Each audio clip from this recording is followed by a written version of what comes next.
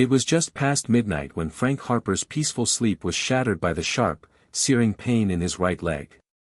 He jolted awake, his face contorted with agony, his leg seizing up in a violent cramp. A deep groan escaped his lips as he desperately tried to stretch his leg out, but the pain only intensified. He could feel his heart pounding in his chest as he gasped for breath, clutching at the sheets in frustration. "Not again," he muttered through gritted teeth. The cramps had been happening more frequently lately, sometimes once a week, sometimes twice, and no matter how he tried to stretch, massage, or adjust his sleeping position, the pain always returned. It was as if his body had decided that this was his new reality, a constant, nagging reminder of his aging body. Frank had lived a full life. He had raised 3 children, watched them grow into successful adults, and even enjoyed a few years of retirement after decades of working in engineering. But as the years had gone by, the little things started to change. His back ached more than it used to. His knees creaked. And now, these relentless leg cramps seemed to be the latest sign that his body was starting to betray him. He looked over at the empty side of the bed, where his late wife, Emily, used to sleep. The stillness of the room felt colder now. Frank was alone. He always felt the weight of her absence in moments like this, especially during the quiet hours of the night. The loneliness seeped in deeper at night, when there was no one to turn to for comfort. Maybe I should just go see a doctor, Frank thought to himself as he shifted his leg, trying to find any way to ease the pain. But what would they even say? It's just another part of getting old, isn't it? His thoughts were interrupted by the sharp, biting pain that seized his calf once more. This time, the cramp was so intense that Frank's vision blurred with tears. He couldn't take it anymore. He let out a frustrated sigh and grabbed his phone from the nightstand, squinting through the dim light of the screen. Scrolling mindlessly through the headlines, he stopped when he saw something that caught his eye: Elon Musk's 3 favorite foods to end leg cramps, essential for seniors. Frank blinked and read the headline again. Elon Musk? The guy who built rockets and created Tesla, he thought. What does he know about leg cramps? Curiosity piqued, Frank tapped the article and began reading. It didn't sound like a typical health advice column. The article described Musk's obsession with wellness, the strange things he was willing to try, and how he swore by certain foods that helped him avoid cramps and other ailments associated with aging. Frank had always seen Musk as a genius, a larger-than-life figure who seemed to have it all together, but never in a million years did he think he'd be reading about Musk's diet in the context of managing leg cramps. The article outlined 3 key foods: bananas, almonds, and sweet potatoes. Frank had heard of all of them before, but he never really considered how they could help his leg cramps. There were detailed explanations of the nutrients each food provided and why they were particularly beneficial for older adults. Bananas were rich in potassium, which helped muscles contract and relax. Almonds were packed with magnesium, a mineral known to ease muscle cramps. Sweet potatoes, high in fiber and antioxidants, could reduce inflammation and support overall muscle health. Frank's mind raced as he read through the information. Could something as simple as eating these foods really make a difference? He had tried so many things to alleviate the cramps, nothing seemed to work. But maybe this was worth a shot. Maybe it was a sign. Maybe this would be the breakthrough he'd been waiting for. His leg still ached, but Frank felt a flicker of hope. He'd been stuck in a rut for too long, accepting his discomfort as an inevitable part of growing older. But now, he had something new to try, something practical, something grounded in science, and something that came from someone like Elon Musk, who was known for pushing the boundaries of what was possible. Frank set the phone down and rubbed his leg, trying to calm the lingering pain. He could still feel the tightness in his calf, but the knowledge that there might be a solution, something simple, filled him with a renewed sense of determination. Tomorrow, Frank said to himself, I'll go to the store and get bananas, almonds, and sweet potatoes. I'm going to try this. With a sigh of relief, he slowly lay back down in bed, pulling the covers up to his chin. The room was quiet again, but this time, the silence felt different. There was a sense of possibility in the air, something that had been missing for a long time. Frank wasn't just lying there hoping for the pain to stop. He was taking action. Maybe this story will be the start of something new, Frank thought. Maybe I don't have to just accept these cramps. Maybe there's a way out. He closed his eyes, the pain still present but now softened by the glimmer of hope that had sprouted within him. As he drifted back to sleep, he couldn't help but wonder, if something as simple as a change in diet could make such a big difference, what else could he do to reclaim control over his life? The possibilities seemed endless. Hit subscribe and leave a comment with where you're watching from. This story might just spark a new beginning. What's one thing that always pushes you forward, even when things get tough? Frank Harper's life hadn't always been so lonely. In fact, for most of his adult years, it had been filled with the hustle and bustle of raising a family, working a full-time job, and managing the demands of life. But those days felt like a lifetime ago, and as he lay in his quiet bedroom, reflecting on the past, the weight of time pressed heavily on his chest. Frank was born in the early 1940s, a time when life seemed simpler but, in many ways, harder. He was the eldest of 4 siblings, raised in a modest house in a small town in Ohio. His parents worked hard, his father at the local factory, his mother at home, trying their best to provide for their children, even if they didn't have much to offer. Frank grew up learning the value of hard work, responsibility, and resilience. He was never one to shy away from a challenge, and his early life shaped him into the driven person he would become. He met Emily when he was just 22. She was a few years younger, with blonde hair and the kindest smile he'd ever seen. They'd met at a church picnic, where Frank had been volunteering to set up chairs. Emily had approached him with a warm greeting and a pie, a gift she had baked herself. Frank still remembered that moment so vividly, as though it had happened yesterday. She joked about how terrible her pie was, but Frank had eaten it with such enthusiasm that she'd laughed and felt at ease. That day marked the beginning of a deep and lasting love. They married just a year later, a whirlwind romance that led to the birth of their first child, Sarah, just 2 years into their marriage. Over the next decade, they had 2 more children, Jack and Olivia. Frank worked tirelessly to provide for his growing family, taking on extra shifts, even taking a second job at one point to pay for a new house in a better neighborhood.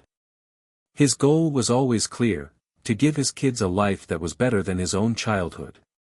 Emily was his rock during those years, always supporting him in his endeavors, raising their children with love, and managing the household. She was the glue that held everything together. Frank often joked that she could run the world if she ever decided to. And while Frank had his moments of doubt, he always had Emily to turn to, and together, they made a life full of love and laughter. But as the years passed, Frank's work life began to take its toll. He started noticing the small signs of aging: aches in his back after a long day, his knees aching as he climbed stairs, the occasional stiffness in his neck. Still, he pushed through it, because that's what men of his generation did. They didn't complain. They worked, they provided, and they endured. Then, just 5 years ago, Emily was diagnosed with cancer. The diagnosis hit Frank like a thunderbolt. He was blindsided, unable to grasp the reality that his wife, his partner in life, could be taken from him so suddenly. The doctors gave her just a few months, and those months were the hardest of Frank's life. He watched helplessly as Emily's health declined, her once vibrant energy drained away. Despite all his efforts to stay strong, he felt a deep, aching helplessness. The day she passed, Frank felt as though the world had shifted beneath his feet. The house, once filled with laughter and noise, fell silent. Sarah, Jack, and Olivia had grown up and moved out, starting families of their own. Frank was alone. For the first few months after Emily's death, Frank felt numb. He didn't know how to function without her. He kept busy with little things, mowing the lawn, fixing the leaky faucet, sorting through old papers, but it all felt like a distraction from the overwhelming sense of loss.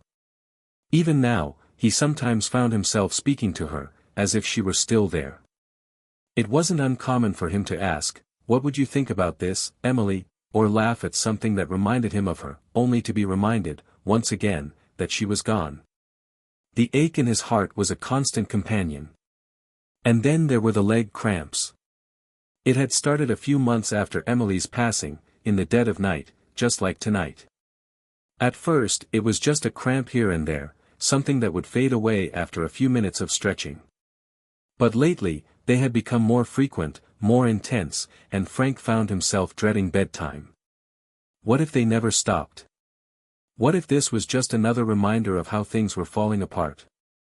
But tonight, as he lay there in the quiet of the room, something had shifted. Something small, but significant. The idea of trying Elon Musk's foods had sparked a tiny glimmer of hope in his chest. Maybe this was the start of something.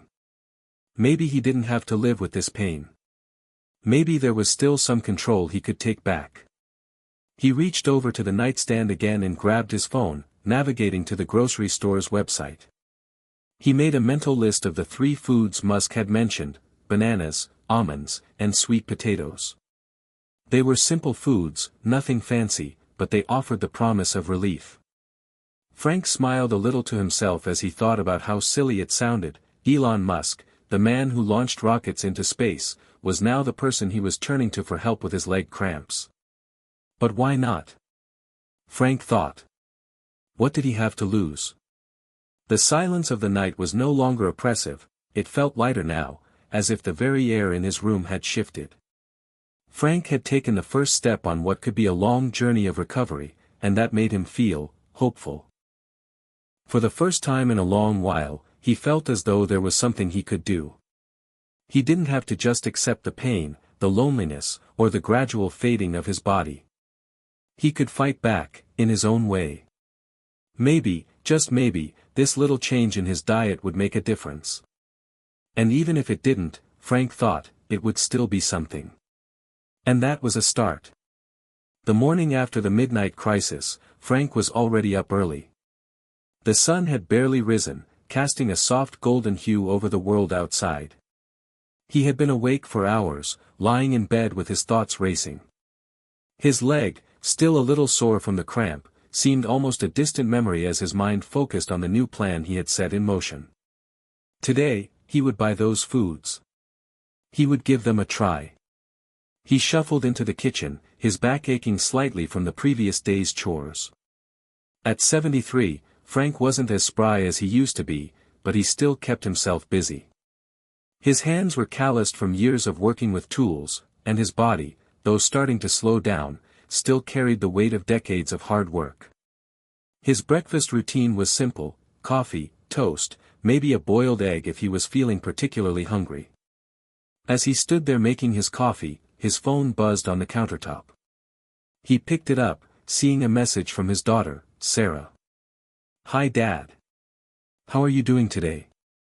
Any plans?" Frank hesitated before typing back. He could tell Sarah was concerned. Ever since Emily's passing, she had been checking in on him more often, always asking if he needed anything or if he was feeling okay. "Just another day. Gonna run some errands. How's the family?" A few seconds passed before Sarah responded. "We're doing well, Dad. Just miss you. If you need anything, let me know. Take care of yourself, okay?" Frank smiled at the message. He knew Sarah meant well, but sometimes, he felt like a burden. He didn't want to be a constant worry for her. She had her own family, her own life. He didn't want to intrude. But her love, her concern, it was always there, and it comforted him in ways he hadn't fully understood until recently. "I'm all right, Sarah," he whispered under his breath, setting the phone down. After breakfast, Frank grabbed his jacket and hat. The morning air was crisp, and the walk to the car helped stretch out his sore muscles. The grocery store wasn't far, just a 10-minute drive, but Frank appreciated the time to think. He drove through the quiet streets, passing familiar landmarks: the park where he used to take Sarah and Jack when they were little, the old diner where he and Emily had their first date, and the house they had lived in before moving into the one they were in now. Every corner, every street held memories.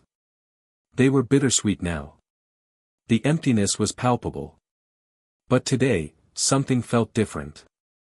Today, he was doing something for himself. Arriving at the store, Frank parked and made his way inside. It was relatively quiet this early in the morning, and he moved down the aisles with a steady pace, the sounds of his shoes echoing lightly on the polished floor. His list was short: bananas, almonds, and sweet potatoes. Simple enough. The produce section was his first stop. He stood in front of the bananas, examining the bunches hanging from the racks. He picked out a few, their bright yellow skins a stark contrast to the gray skies outside. He felt a small sense of satisfaction. This was a step in the right direction, a simple act, but one that might lead to bigger changes. Next, he headed to the nut aisle. The almonds were easy to find, and he grabbed a small bag, unsure of how much he would need but not wanting to waste money on something that might not work. He had been burned by miracle remedies before, after all. But this felt different. There was a kind of quiet confidence in the simplicity of it all, just a few foods, nothing too fancy, just things that Musk himself had sworn by. That made it feel less like a gamble and more like a calculated risk. The sweet potatoes were on the far side of the store, near the canned goods. As he picked them out, he couldn't help but remember how Emily used to make them, roasted with a bit of brown sugar, a touch of cinnamon, and sometimes marshmallows for a little extra sweetness. Those were the good times. Those were the days when the world seemed so much simpler. He could almost hear her voice in his head, joking about how much sugar she put on the sweet potatoes. A little sweetness never hurt anybody, she would say with a smile. Frank quickly shook off the thought, focusing instead on the task at hand. He grabbed a few medium-sized sweet potatoes, feeling the weight of each one in his hands. They weren't as comforting as Emily's cooking, but they were a start. With everything in his cart, Frank made his way to the checkout. As the cashier scanned his items, he couldn't help but notice how small his grocery list seemed compared to the carts of others around him. People piled their carts high with snacks, drinks, and processed foods. Frank's cart, on the other hand, was filled with simple, whole foods, things that, on their own, didn't look like they would change much. But Frank had hope now. And for the first time in a long time, that felt like enough. "Will that be all for you today, sir?" the cashier asked, pulling him from his thoughts. "Yeah, that's it," Frank replied, giving a small smile. "Just these." The cashier handed him his receipt, and Frank took his bag of groceries, feeling a quiet sense of pride. It wasn't much, but it was a start. A small step toward taking control of his health again. That evening, as Frank prepared his first meal with his new ingredients, he felt a sense of anticipation. He sliced the sweet potatoes and roasted them in the oven, the scent filling the kitchen as they cooked. He added a few almonds to a bowl, a banana on the counter, and sat down at the kitchen table. The simplicity of it all felt refreshing. No complicated ingredients, no fancy gadgets, just food, real food, that might make a difference. He took a bite of the sweet potatoes, their flavor rich and comforting. The bananas were sweet and creamy, and the almonds had a satisfying crunch. Frank couldn't help but wonder if this would be the turning point. Could these foods really help his leg cramps? Could they improve his health in ways he hadn't anticipated? For the first time in a while, Frank felt something other than pain or loneliness. He felt hopeful. And for now, that was enough.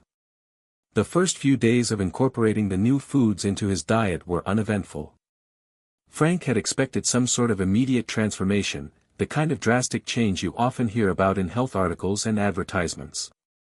But there was nothing like that. No sudden surge of energy. No miraculous healing. In fact, the cramps still came, though they seemed to be slightly less intense. It was the kind of progress that was hard to measure but not impossible to notice. By the end of the first week, Frank was beginning to wonder if he had gotten his hopes up too much. He'd been eating bananas, almonds, and sweet potatoes religiously, but his legs still ached at night, and he still found himself tossing and turning. Maybe it was just a part of getting older. Maybe the cramping wasn't something that could be solved by diet alone. But then, one night, something different happened. Frank had just settled into bed after another busy day of small repairs around the house. The evening was cool, and he had turned the thermostat down in the hopes of getting a better night's sleep. His leg had felt a little sore earlier in the day, but he wasn't worried about it. He'd stretched it out, taken some pain relievers, and thought he'd be fine. As he lay there, the familiar tingling sensation began to creep up his calf. It was the warning sign, the precursor to the sharp, unbearable cramp that he had become so accustomed to. He felt his body stiffen, preparing for the worst. But then, nothing happened. Frank waited, his body tense, his fingers clutching the blanket. He expected the pain to come, expected it to seize him like it always did. But it didn't. His legs stayed relaxed, calm even. Frank was in disbelief. He reached down and touched his calf, gently massaging the muscle. Still nothing. He could feel the slight tightness, but no intense cramping. It was like the storm had passed, and he was left with only the calm after it. What the hell? Frank whispered, more to himself than anyone else. His heart raced a little, and he sat up, trying to make sense of what had just happened. Had it worked? Could it really be this simple? He looked over at the clock on his nightstand. It was nearly midnight. Normally, he would have been wide awake by now, trying to deal with the cramp and hoping it would ease up. But now, he felt something he hadn't in a long time, peace. His mind drifted back to the advice he had read about Elon Musk's foods. It had sounded simple enough, but now it was starting to feel like it had actually made a difference. Frank swung his legs over the side of the bed, standing up gingerly. He took a few steps around the room, testing the strength of his legs. No pain, no stiffness, no cramping. He hadn't even thought about it, he just stood up and walked. Could it really be that these simple foods had given him some relief? He didn't know for sure, but he was starting to think that maybe this was the answer he had been searching for. He made his way to the kitchen and grabbed another banana. It wasn't late, but Frank felt a sense of accomplishment, of possibility, that made him want to celebrate. He peeled the banana, taking a slow bite. The sweet flavor filled his mouth, and as he chewed, he allowed himself to relax. This was a small victory, but it felt big. The discomfort he had dealt with for so long, those terrible, aching cramps, hadn't completely disappeared, but for the first time in years, he felt as though there was a way forward. As he sat down at the kitchen table, Frank thought back to all the years he had spent with Emily. She had always believed in the power of small steps. Her approach to life was one of patience and persistence. She would always say, "Big changes don't happen overnight. It's the little things that add up." Frank had never understood what she meant at the time. He had always been someone who wanted results, and he wanted them fast. But now, as he sat there, looking at the half-eaten banana in his hand, he realized that Emily had been right. Maybe the small steps were the key. Maybe it wasn't about expecting a miracle, it was about allowing time for change to take root, one step at a time. The next few days were filled with subtle but encouraging signs. Frank's leg cramps didn't disappear entirely, but they became less frequent, and when they did occur, they were far less intense. There were nights when Frank would wake up and find that he had slept through the night without so much as a twinge. Other times, a mild cramp would arise, but it would fade away after a few moments of stretching. For the first time in months, Frank could look at the clock and feel a sense of relief instead of dread. He began to experiment with other things, making sure to drink more water, adding a bit of magnesium to his routine, even taking shorter walks in the mornings to keep his legs moving. It wasn't just about the 3 foods anymore, it was about a holistic approach to feeling better. Frank felt proud of himself, in a way he hadn't felt in years. He wasn't just accepting his fate. He was taking action. And that meant more than anything else. One evening, as he was sitting on the porch with a cup of coffee, watching the sun set over the horizon, Frank received another message from Sarah. Dad, I'm so glad to hear you're feeling better. Have you noticed a big difference yet? He smiled at the message. He hadn't shared the details of his small victories with her yet. He wasn't sure why. Maybe he wanted to keep this newfound sense of peace to himself for just a little longer. Maybe he wasn't ready to admit how much he'd been relying on these small changes. But tonight, he decided to be honest. Yes, I have. It's not perfect, but I'm starting to feel better. These small steps, they're working. That's so great to hear, Dad. I knew you'd figure it out. Frank sat back in his chair and took a deep breath. He hadn't realized just how much he had needed to hear that.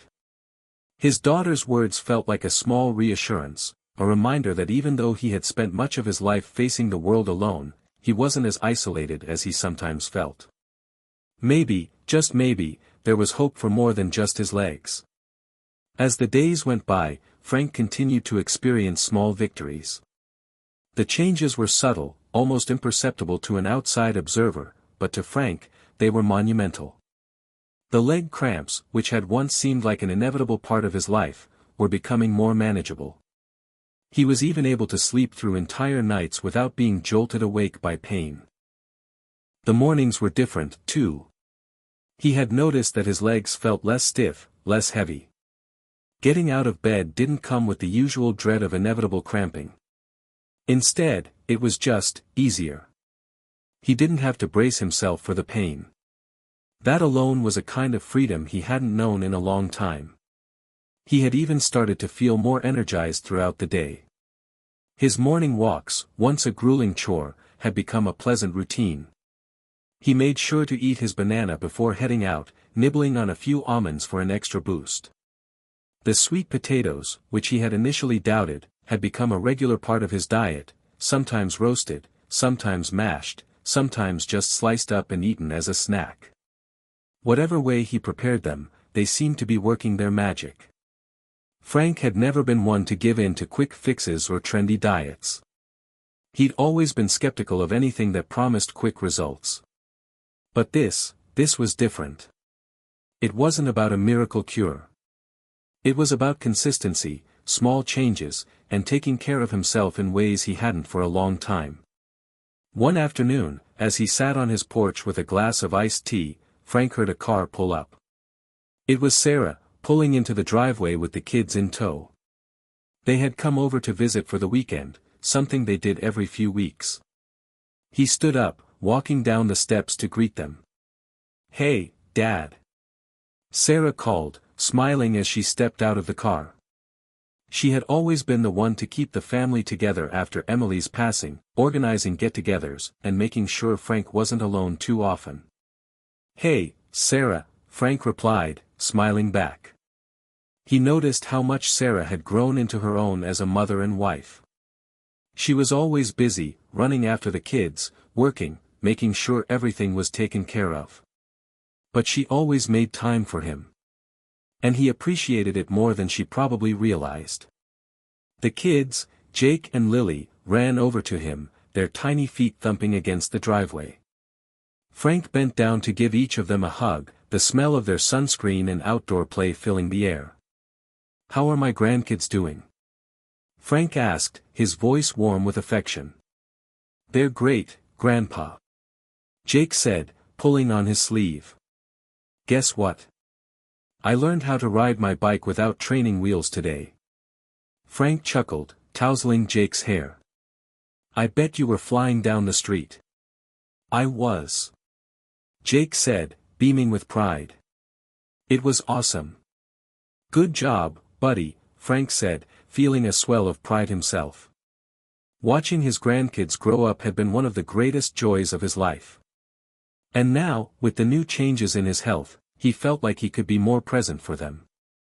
He could chase after them in the yard, play with them at the park, and maybe even join them on their bike rides once they got older. He wasn't ready to let go of those moments. Sarah watched the interaction between Frank and the kids with a soft smile. She could see the difference in her father. It wasn't just the physical changes, though those were noticeable, but there was something else.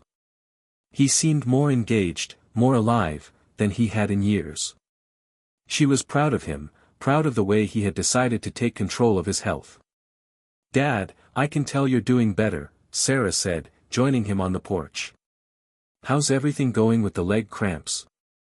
Frank hesitated for a moment, then gave a small nod. "Better. Not gone completely, but better. A lot better, actually." Sarah's eyes lit up. "That's amazing, Dad. I'm so glad to hear it."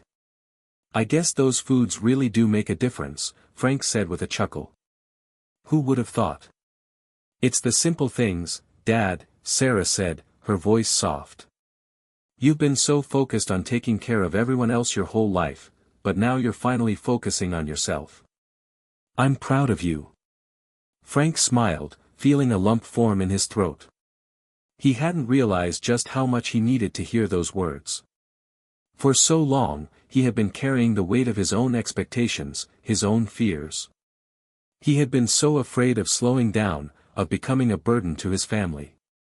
But now, he was starting to understand that it wasn't about slowing down, it was about moving forward, even if it was just one small step at a time.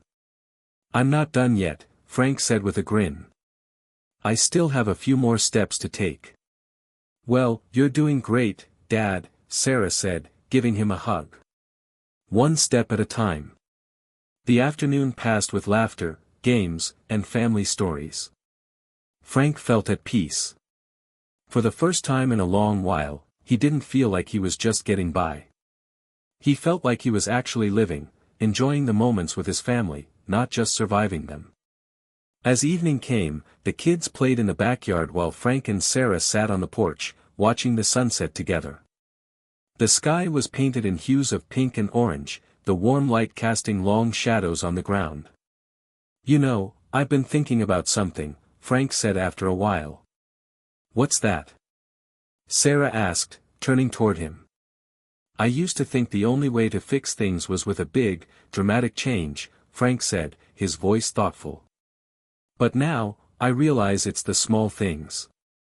The small steps, the little wins. Those add up." Sarah nodded, understanding what he meant. "You're right, Dad. It's all about consistency.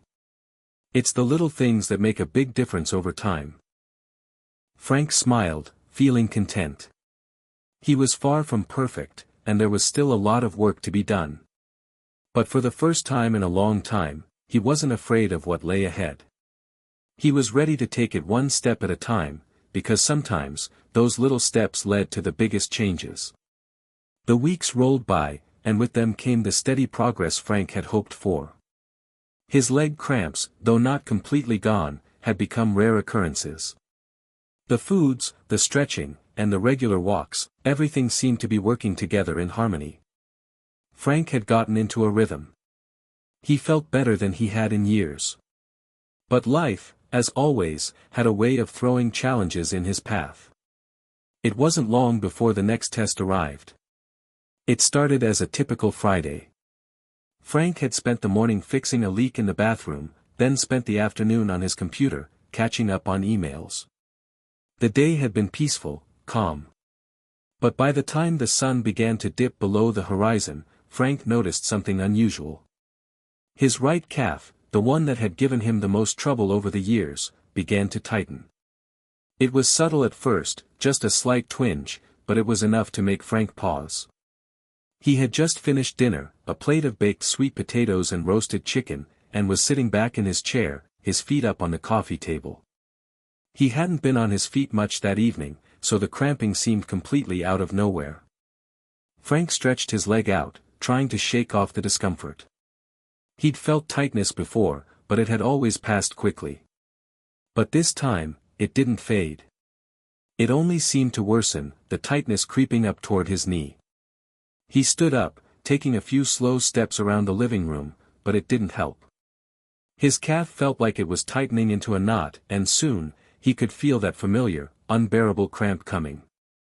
He tried to fight it, walking on it, flexing and stretching, but the pain grew sharper. "Not tonight," Frank muttered under his breath. It had been weeks since he had felt this kind of cramping, and he had begun to feel confident that those days were behind him. But now, there he was again, back to square one. He grabbed a chair and sat down quickly, massaging his calf in an attempt to ease the tension. The cramp was intense, more so than any of the others he had experienced in recent memory. He closed his eyes for a moment, hoping it would pass. But as he pressed his fingers into the tight muscles, he realized something else. The cramping wasn't going away, it was getting worse. His mind raced. Was this a fluke? Or had his new routine been a temporary fix, something that worked for a while but couldn't sustain him in the long run? Frank had worked so hard to get to this point, had made all those small changes. The foods, the exercise, the water, he thought he had finally found a balance. The pain reached its peak, and Frank was forced to stand again, clutching the edge of the table to steady himself. He wasn't going to let this thing beat him. He had come too far. In the midst of the pain, a thought struck him: what if this wasn't just about the foods or the stretches? What if there was something deeper to consider? The food had helped, certainly, but perhaps it wasn't the whole answer. Frank hadn't been getting as much sleep as he should have, and his stress levels had spiked lately, especially with his recent focus on keeping his health in check. He'd been so focused on fixing his legs, but maybe there were other factors at play here, things he hadn't fully addressed. After all, he wasn't just dealing with cramps. He was dealing with years of trying to push through physical pain without truly listening to his body. He'd spent so many years putting his own needs on the back burner for the sake of others, whether it was his work, his responsibilities, or his family. Maybe the cramping was his body's way of reminding him to slow down, to take care of himself, not just physically, but emotionally as well. With that realization, Frank made a choice. He wasn't going to give up. He wasn't going to let this setback define him. Instead, he would take it as a sign that he needed to pay more attention to the bigger picture. He grabbed his phone and sent a quick message to Sarah. Had a bit of a setback tonight. The cramp came back. But I'm not giving up. He didn't expect an immediate response. Sarah had a busy schedule, and it was already late. But a few moments later, the familiar ding of his phone buzzed. "Dad, don't be discouraged. You're doing amazing. It's just a bump in the road. Keep pushing forward, one step at a time. I know you've got this." Frank smiled, feeling a sense of warmth in her words. Even though Sarah couldn't be there with him physically, he felt her support, as strong and steady as ever. She was right. It was just a bump in the road. The path to better health wasn't linear. There would be ups and downs. But the key was to keep going. That night, Frank decided to make a change in his routine. He set an alarm for an earlier bedtime, promising himself that he would focus on getting more rest. Sleep had always been something he sacrificed in favor of work or other responsibilities. But he now realized that good health wasn't just about the right foods or the right exercises. It was about giving his body the time it needed to heal and regenerate. The next morning, Frank woke up feeling a little sore, but not in the same way he had felt the night before. He still had a mild tightness in his calf, but the intense cramping was gone. He stretched it out carefully, focusing on gentle movements to help it loosen up. He wasn't in the clear yet, but this morning felt different. It felt like progress. He made his usual breakfast of oats, almond butter, and a banana. As he sat at the kitchen table, eating slowly and mindfully, he realized that the path forward wasn't about perfection. It wasn't about never facing a setback. It was about resilience, the ability to get back up when things didn't go as planned, and to keep moving forward with hope. Frank had learned something important that night. The cramping wasn't just a physical issue. It was a reminder that health, like life, was complicated. There was no one-size-fits-all solution, no quick fix. It was about balance, about taking the time to address all aspects of well-being, physical, mental, and emotional. As the day unfolded, Frank continued to feel better. He was cautious, taking things one step at a time, but he was confident that he was on the right track. The cramping hadn't won. He had. And he would continue to fight, not just for his legs, but for his whole life. Frank had spent his entire life in a constant state of motion. Work, family, responsibilities, he had always pushed through, doing what needed to be done. But over the past few weeks, a subtle shift had started to happen. His daily routine of eating healthy, exercising, and managing his leg cramps had gradually become less of a chore and more of a way of life. It wasn't about fighting through the pain anymore. It was about finding balance. And that balance was slowly allowing him to see things differently. After the setback with his leg cramps the previous night, Frank had taken a long walk in the morning, trying to clear his mind. He had always used walks as a way to think things through, to reset. But this time, something felt different. The morning air was crisp, and as he moved down the familiar sidewalk, he noticed the world around him more than he ever had before. The birds, the rustling leaves, the sound of distant traffic, all of it felt alive, like he was a part of something bigger. By the time he reached the park, Frank realized that he had been walking with a new sense of awareness. He had always loved walking, but now it felt like something more. It was as though his body had become a part of the landscape, moving in sync with everything around him. He found a bench and sat down, pulling out his phone to check messages. There was a new one from Sarah. "Hey Dad, I was thinking. Maybe you should try incorporating some relaxation techniques, like deep breathing or yoga, to help with the cramping. I've read that it could help release some tension in your muscles. Let me know what you think." Frank smiled as he read the message. Sarah had always been the one to suggest new ideas, and she was always right. He had been so focused on fixing the physical side of things, eating right, exercising, avoiding certain foods, but he hadn't thought much about his mental state. His stress levels had been high, especially with his recent health worries. Maybe yoga or meditation could help him release some of that tension. The thought of trying something new made Frank a little uneasy. He had never been one for trendy things, and yoga seemed like something for younger people, not someone his age. But the more he thought about it, the more the idea started to make sense. After all, if he could change his diet and routines, why not try this as well? Later that afternoon, Frank went online and looked up yoga classes for beginners. He found a few videos that promised to help with flexibility, relaxation, and even muscle cramps. He watched one for a few minutes before deciding to give it a try. The first session was awkward. Frank found himself struggling to balance and hold positions, and the deep breathing exercises made him feel more out of breath than relaxed. But he stuck with it, following the instructor's guidance as best he could. It wasn't easy, but he did feel a sense of calm afterward, a peace that lingered for a while, even as he went about the rest of his day. Over the next week, Frank began to incorporate yoga into his routine. He made sure to set aside time each morning to follow the gentle stretches and breathing techniques. Some days, his body resisted, and the movements felt unnatural, but he kept at it. Slowly, he began to feel the difference. The tension in his legs eased, and he found that the muscles were more flexible, less prone to cramping.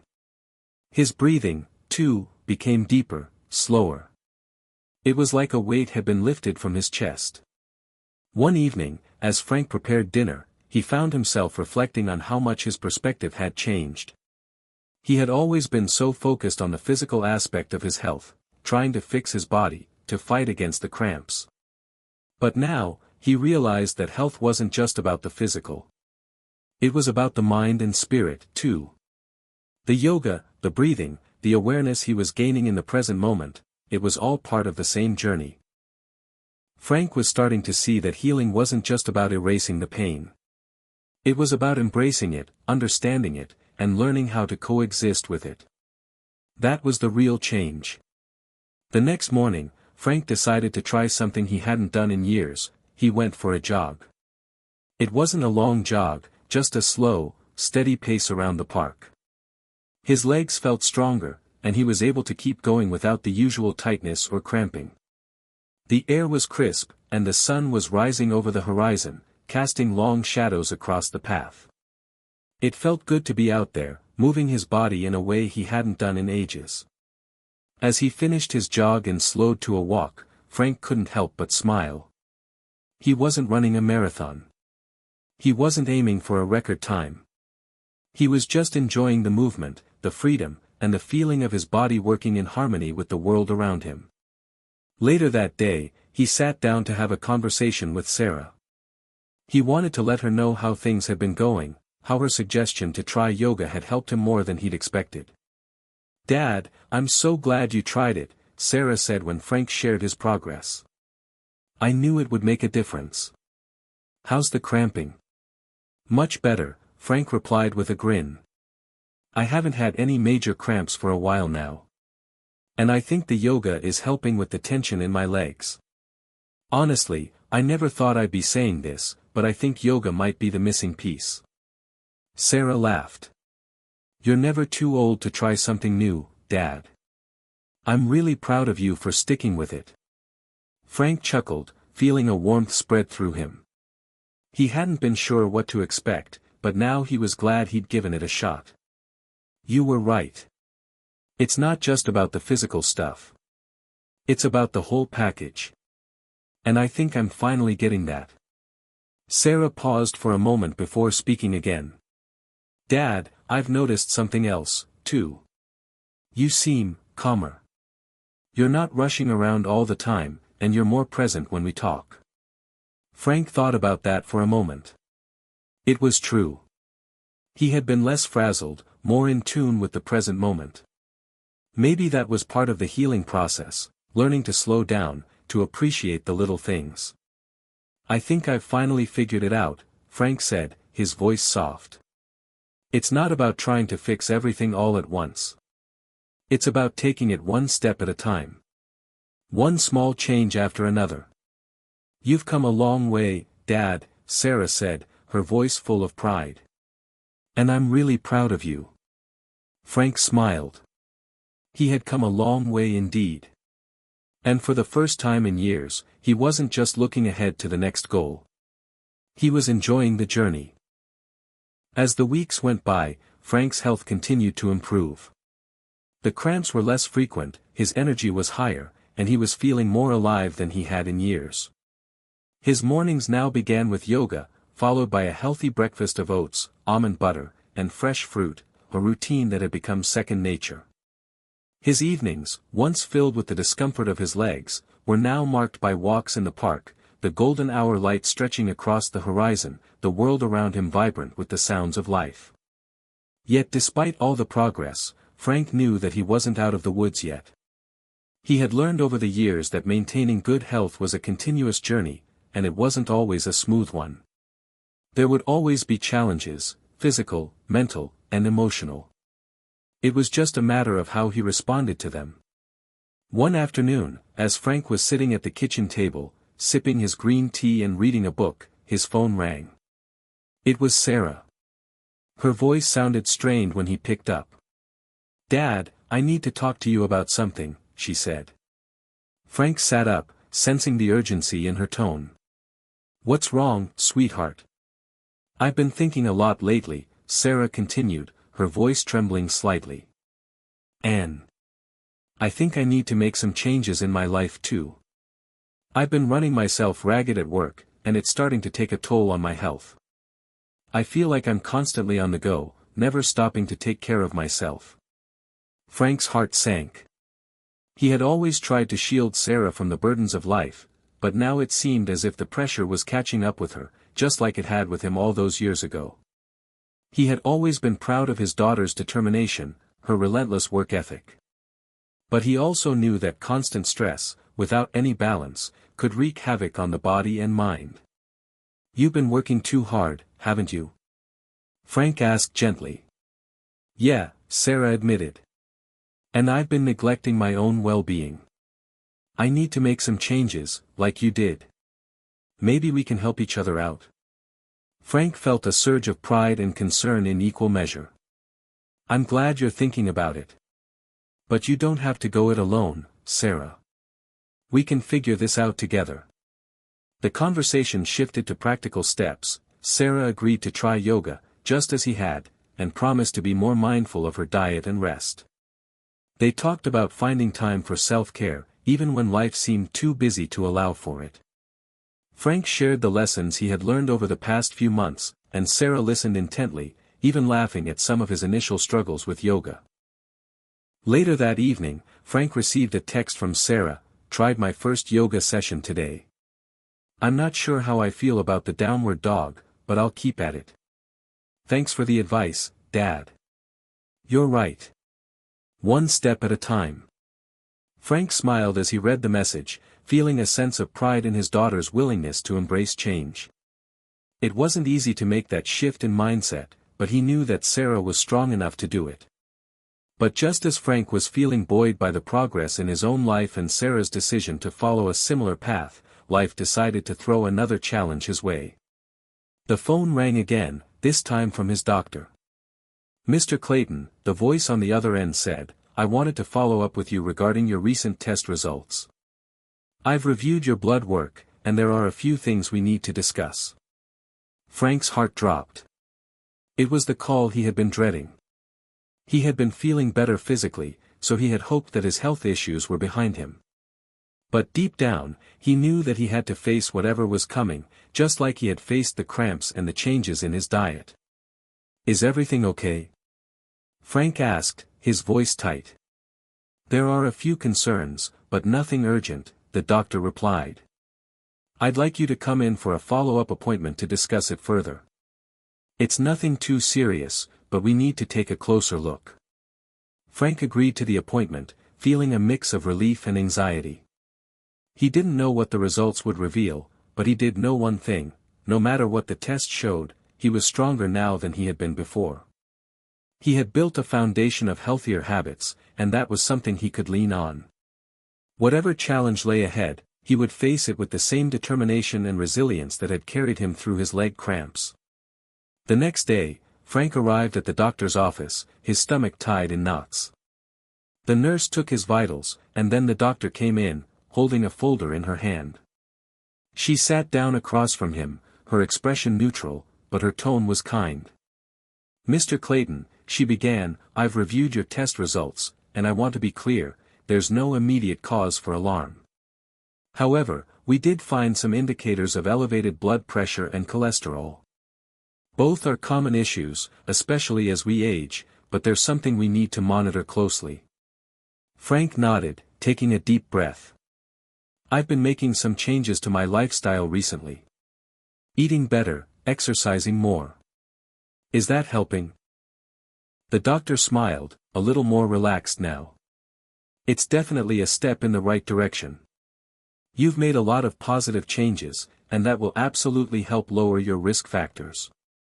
But it's important to keep this momentum going. We'll need to do another round of tests in a few months to see how things are progressing." Frank's mind was spinning.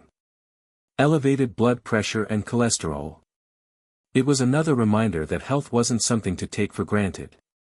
But at the same time, he felt a strange sense of relief. It wasn't something insurmountable. It wasn't the worst news he could have gotten. And most importantly, he was in control. The habits he had started to form were part of the solution. As he left the doctor's office, Frank's mind was clearer. Yes, there were challenges ahead, but they were no different from the ones he had already overcome. He wasn't going to give up. He wasn't going to stop fighting for his health, and now, with Sarah's support and his own determination, he knew he could face whatever came next. When Frank got home, he sat down to his usual dinner of grilled salmon and steamed vegetables. He took a moment to appreciate how far he had come. Life wasn't perfect, and health was never guaranteed. But he was taking control of his well-being, one step at a time. He raised his fork, pausing for a moment of reflection. There were challenges ahead, yes, but he was ready to meet them. And this time, he wouldn't be facing them alone. The weeks following Frank's doctor's appointment were a mix of careful monitoring and newfound determination. His elevated blood pressure and cholesterol had left him with a sense of urgency that he hadn't expected. The news, though not catastrophic, had jolted him into recognizing that time was a precious thing.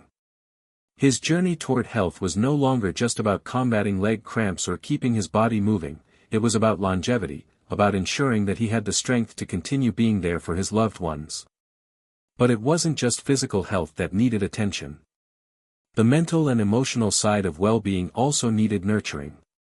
Frank had been so focused on managing the physical aspect of his life, the cramps, the exercise, the diet, that he had neglected some of the emotional work that needed to be done. The following Saturday, Frank sat in his favorite armchair, sipping a cup of coffee and staring out the window. He had always been someone who took action.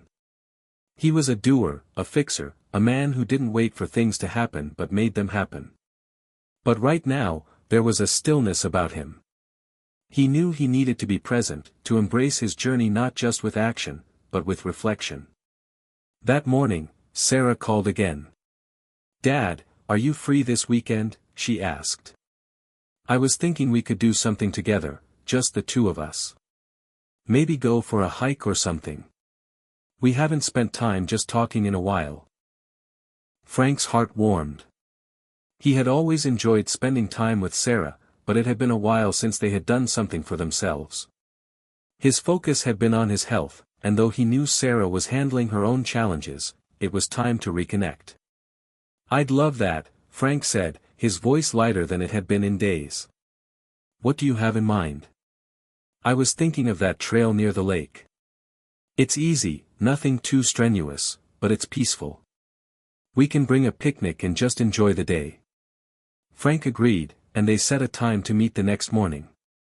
As he prepared for the hike, Frank felt a mixture of excitement and nervousness. It wasn't that he doubted Sarah's intentions, but their relationship had become so centered on his health over the past few months. This hike wasn't about health or fixing anything. It was about connecting, talking, and simply being together. The next day, Frank arrived at the trailhead and saw Sarah waiting near the entrance. She was wearing a bright yellow jacket and a wide smile, her hair pulled back into a ponytail.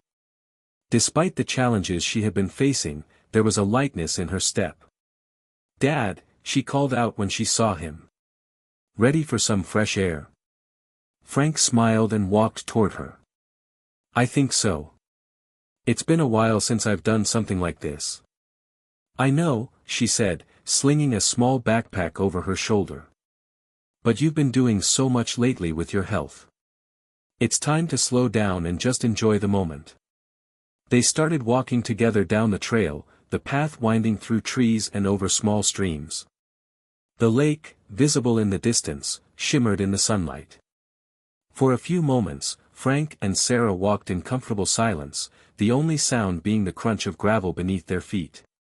"So," Sarah began, breaking the quiet, "how have you been feeling?" "Really?"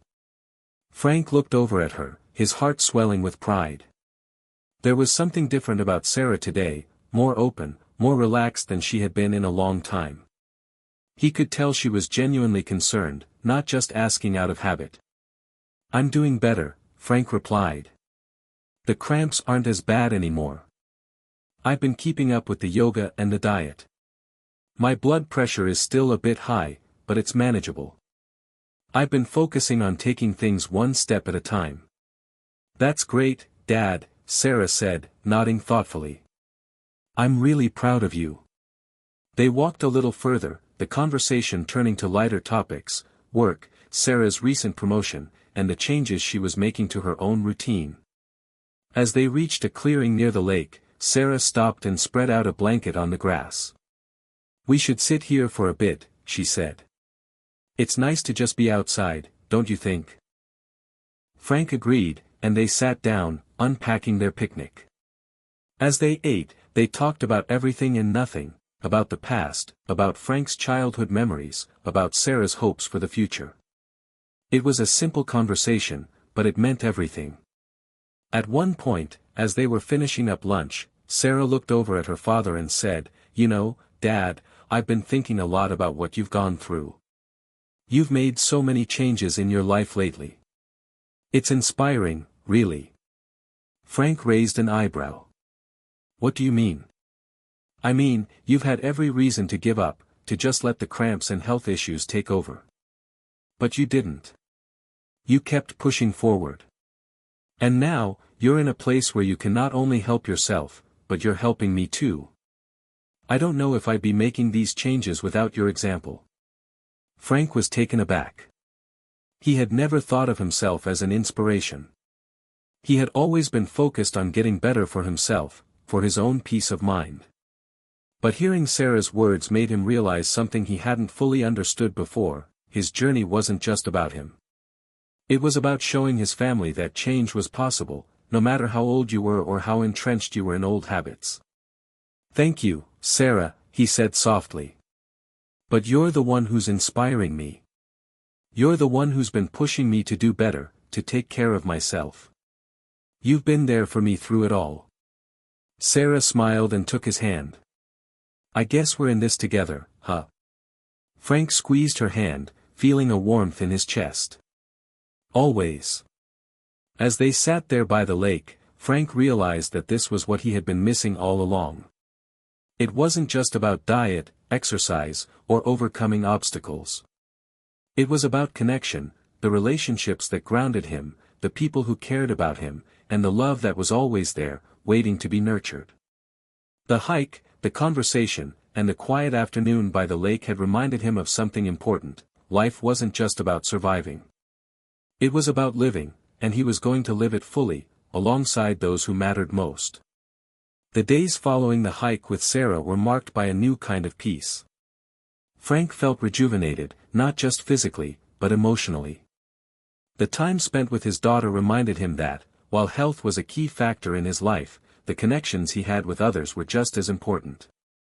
He had learned to appreciate the little moments, the shared meals, the quiet conversations, the laughter, and he knew that these were the things that truly enriched his life. But life, as it often does, had a way of throwing a curveball when things seemed to be settling into a comfortable routine. It was an ordinary Wednesday morning when Frank got the call. He had just finished his morning yoga session and was sipping a cup of coffee at his kitchen table, catching up on the news. The phone rang, its shrill tone cutting through the calm of the morning. It was from Sarah. "Dad, I have some news," Sarah said, her voice uncharacteristically tense. I didn't want to worry you, but I thought you should know."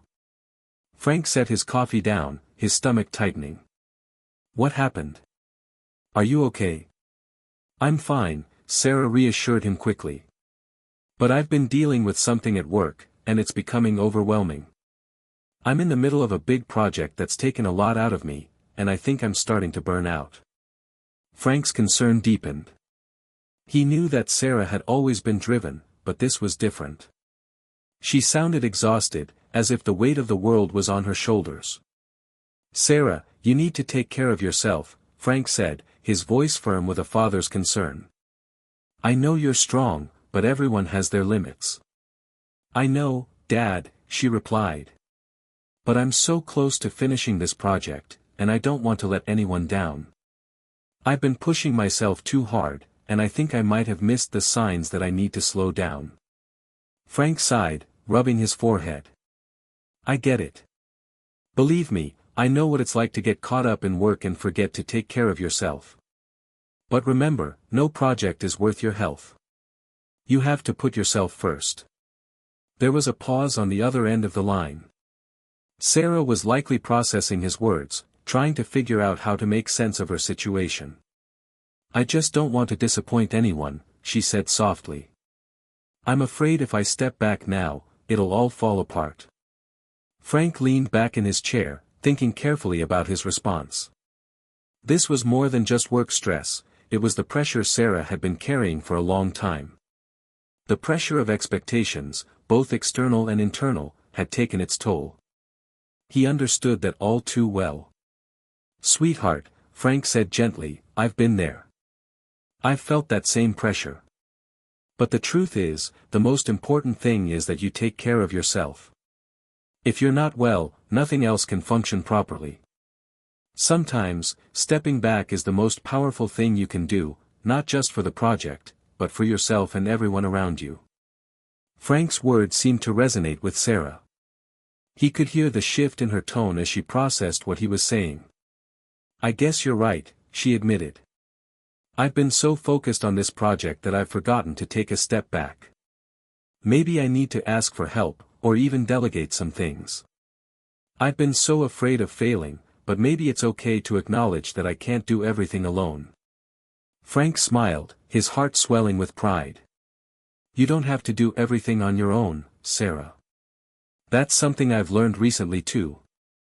It's okay to lean on others for support. You don't have to carry the weight of the world." The conversation shifted to a plan of action. Sarah agreed to take a few days off to recharge, and they talked about some strategies she could implement at work, including delegating tasks and setting clearer boundaries. It wasn't a perfect solution, but it was a start. After hanging up, Frank sat in his chair for a while, reflecting on the conversation. His relationship with Sarah had always been one of mutual respect and love, but this felt like a turning point. He had been the one to offer advice, but it was clear that Sarah was learning to take control of her own well-being, just as he had done. It made him realize that this journey wasn't just about overcoming his own health struggles, it was about passing on the wisdom he had gained, sharing it with the people who mattered most to him. Over the next few days, Sarah took the time she needed to rest and recuperate. She took a break from the pressures of work and spent time with friends, enjoyed quiet evenings at home, and even picked up a new hobby, painting, something she had always wanted to try but never found the time for. Frank could hear the change in her voice when she called to check in, the weariness replaced by a sense of calm. She was taking back control, just like he had. In the meantime, Frank continued his own journey of self-care. His blood pressure and cholesterol were still a concern, but he felt empowered. He didn't have all the answers, but he had the tools to keep moving forward. He kept up with his diet, his yoga, and his walks in the park, staying in touch with the positive habits he had worked so hard to establish. One evening, as Frank was preparing his usual dinner of grilled chicken and roasted vegetables, his phone buzzed with a message from Sarah. "Dad, I just wanted to thank you again. I know I'm not out of the woods yet, but I'm taking it one step at a time. Your advice made all the difference. You were right, taking a step back was the best thing I could have done." Frank smiled as he read the message. He was proud of Sarah, proud of the way she was taking charge of her health and well-being. They had both come so far on their journeys, and while they were still facing challenges, they were no longer facing them alone. As Frank sat down to eat his dinner, he felt a sense of peace settle over him. Life had thrown its share of curveballs, but he had learned to embrace the unexpected. Whether it was health issues or family challenges, he had learned that the most important thing was to keep moving forward, one step at a time. And now, more than ever, he knew that he could face whatever came next with strength, resilience, and the love of those around him. Hit subscribe and leave a comment with where you're watching from. This story might just spark a new beginning. What's one thing that always pushes you forward, even when things get tough? Frank had come a long way in his journey toward health and well-being, but there were days when the path ahead still seemed uncertain. His health was improving, and he had managed to keep his leg cramps under control through yoga, a balanced diet, and by incorporating new, simple strategies to improve circulation. But life had a way of testing his resolve. A month after Sarah's breakthrough conversation, Frank began to feel the weight of his own progress, or perhaps the pressure of sustaining it. He had been feeling increasingly fatigued despite all the steps he had taken to be healthier. The early mornings spent practicing yoga, the carefully planned meals, the brisk walks to maintain his strength, all had been part of his new routine. But lately, there was a nagging sense of exhaustion that wouldn't go away. The fatigue wasn't physical, at least not entirely. It was deeper than that, an emotional drain he hadn't expected. One morning, after his usual walk through the park, Frank sat on a bench near the lake, his mind a swirl of thoughts. The sun was still low in the sky, casting long shadows over the water. The gentle breeze ruffled the leaves, and the soft chirping of birds in the distance brought a sense of calm. But Frank couldn't shake the feeling of being overwhelmed. Maybe I'm doing too much, he thought to himself. He had been pushing himself to be perfect, to control his health, his diet, his exercise, and even his emotional state. He had started to view every day as a battle against time, trying to stave off any health complications while staying active and engaged in his relationships. But there was a part of him that wondered, was all of this worth it if it meant sacrificing the simple pleasures of life? He had spent so much time trying to be better that he hadn't paused to enjoy the process. He wasn't just tired of working out or cooking healthy meals, he was exhausted from trying to be someone he wasn't. Frank leaned back on the bench, closing his eyes for a moment. He realized that he needed to change his perspective. Health wasn't just about maintaining control, it was about finding balance. It wasn't enough to just push through each day as if it were a task to be completed. He needed to enjoy life for what it was, not just as a series of goals to be checked off. The next morning, Frank decided to take a step back. He cancelled his morning yoga session, opting instead to enjoy a long breakfast. He pulled out his old guitar, which had been gathering dust in the corner of the living room, and strummed a few chords. He wasn't a musician by any stretch, but playing always brought him a sense of peace, even if it wasn't perfect. He smiled to himself as the familiar sound filled the room. Later that day, he decided to meet up with Sarah for lunch. He'd been so focused on his own journey that he hadn't given enough attention to his relationships. And it wasn't just about him, he needed to support Sarah in her own process as well. They met at a small cafe downtown, one they'd frequented for years.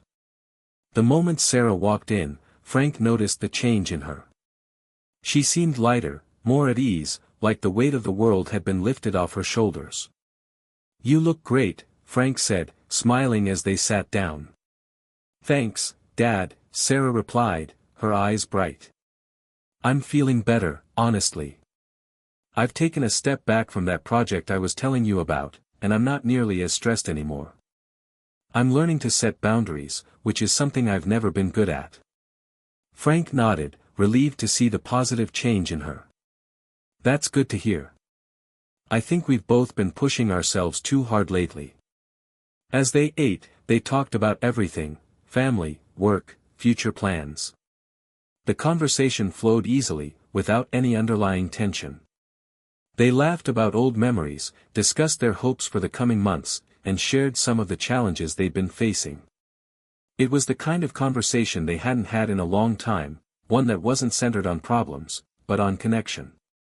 Later that afternoon, Frank found himself thinking about the importance of those simple moments. It wasn't the rigorous exercise routines or the careful dietary plans that truly defined his progress, it was the time spent with loved ones, the moments of joy and relaxation, the ability to embrace life without constantly trying to improve it. The next few weeks were a turning point for Frank. He didn't abandon his commitment to his health, but he did make room for spontaneity. Instead of worrying about every meal he ate or every minute he spent working out, he allowed himself to enjoy life in a more relaxed way. On weekends, he would go to the farmer's market with Sarah, try new recipes, and visit old friends. He learned to balance his physical health with his mental and emotional well-being, understanding that they were interconnected in ways he hadn't fully appreciated before. One evening, as Frank sat on his porch watching the sun set behind the hills, he felt a sense of contentment wash over him. He wasn't perfect, and he didn't need to be. Life was messy, full of ups and downs, but it was also full of beauty. He realized that he didn't need to strive for perfection in every aspect of his life. What mattered was that he was present for himself, and present for the people who mattered most. As he sat there, the distant sound of laughter from a neighbor's backyard reached his ears. He smiled to himself, appreciating the simplicity of the moment. He wasn't sure what the future held, but he was ready to embrace whatever came his way, knowing that health wasn't just about avoiding illness or pushing through every challenge. It was about embracing life in all its complexity, finding joy in the journey, and knowing that sometimes, the most important thing you can do is simply take a step back and enjoy the ride. Frank's life had taken on a rhythm that, for the first time in years, felt balanced. His days were no longer filled with an endless checklist of to-dos. Instead, they unfolded more naturally, allowing him to focus on what truly mattered: his health, his relationships, and the joy of living in the present moment. He had learned to let go of the relentless drive for perfection, choosing instead to find satisfaction in small victories. However, life, as it often does, had a way of keeping things interesting. While Frank had managed to find balance, something unexpected was about to test his newfound peace. It began on a Wednesday afternoon, when Frank received a call from his doctor. The timing was unsettling. Frank had been feeling particularly good lately. He had just finished a short jog through the park, his legs no longer cramping after each stride, and his energy levels had been higher than they had been in months. But now, as he sat at his kitchen table, phone pressed to his ear, he felt a cold wave of unease wash over him. "Mr. Reynolds, I need to discuss some recent test results with you." The doctor's voice was calm, but there was an undercurrent of concern that immediately put Frank on edge. "Of course, doctor. What's going on?" "Your latest blood work came back, and we've noted some irregularities. There's a slight increase in your cholesterol levels, and I'd like to run a few more tests to ensure everything is okay." Frank's heart skipped a beat. He had come so far, working hard to change his lifestyle, and now, out of nowhere, this. He had thought he was doing everything right, eating better, exercising more, managing stress, but now it seemed that all his efforts might not have been enough. The doctor continued, "It's not urgent, but I'd like you to come in for a follow-up appointment. We'll take a closer look at the results and make sure we're on the right track."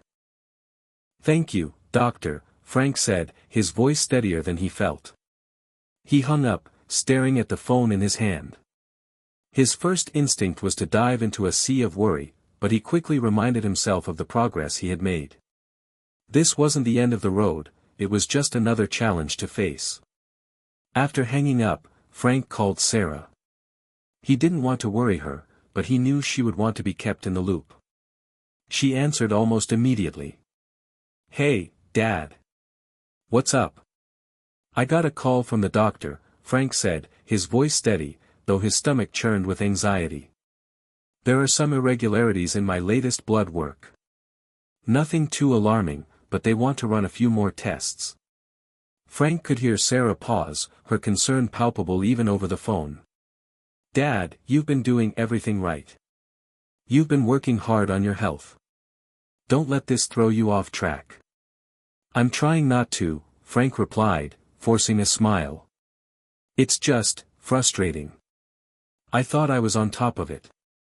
I've been eating right, exercising. It's just a reminder that no matter how hard we try, we don't always have control." Sarah's voice softened. "I know it's hard, but you've already made so much progress. This is just a bump in the road. You're stronger than you think. And if anyone can handle this, it's you." Her words comforted him, and for the first time since the call, Frank felt a little lighter. He realized that, while this new challenge was disheartening, he had learned how to navigate life's obstacles with a clear mind and a positive outlook. This wasn't a setback, it was just another part of the journey. Later that week, Frank kept his appointment with his doctor. The tests were thorough, and the results didn't come back as he had hoped.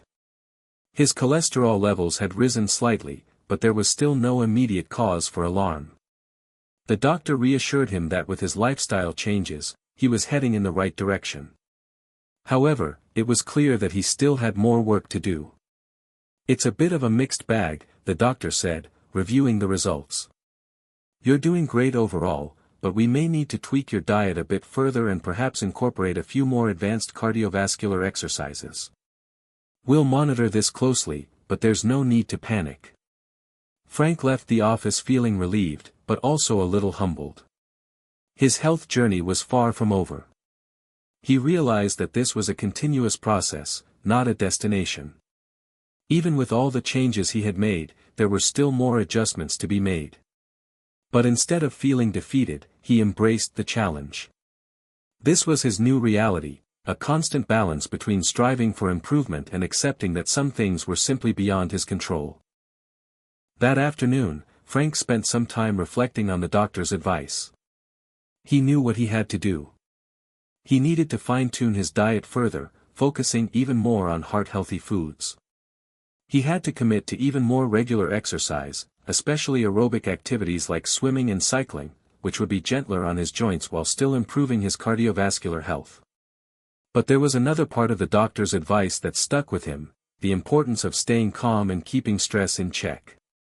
Frank had come so far by focusing on his health, but in the process, he had unknowingly introduced a new form of stress into his life: the pressure to be perfect.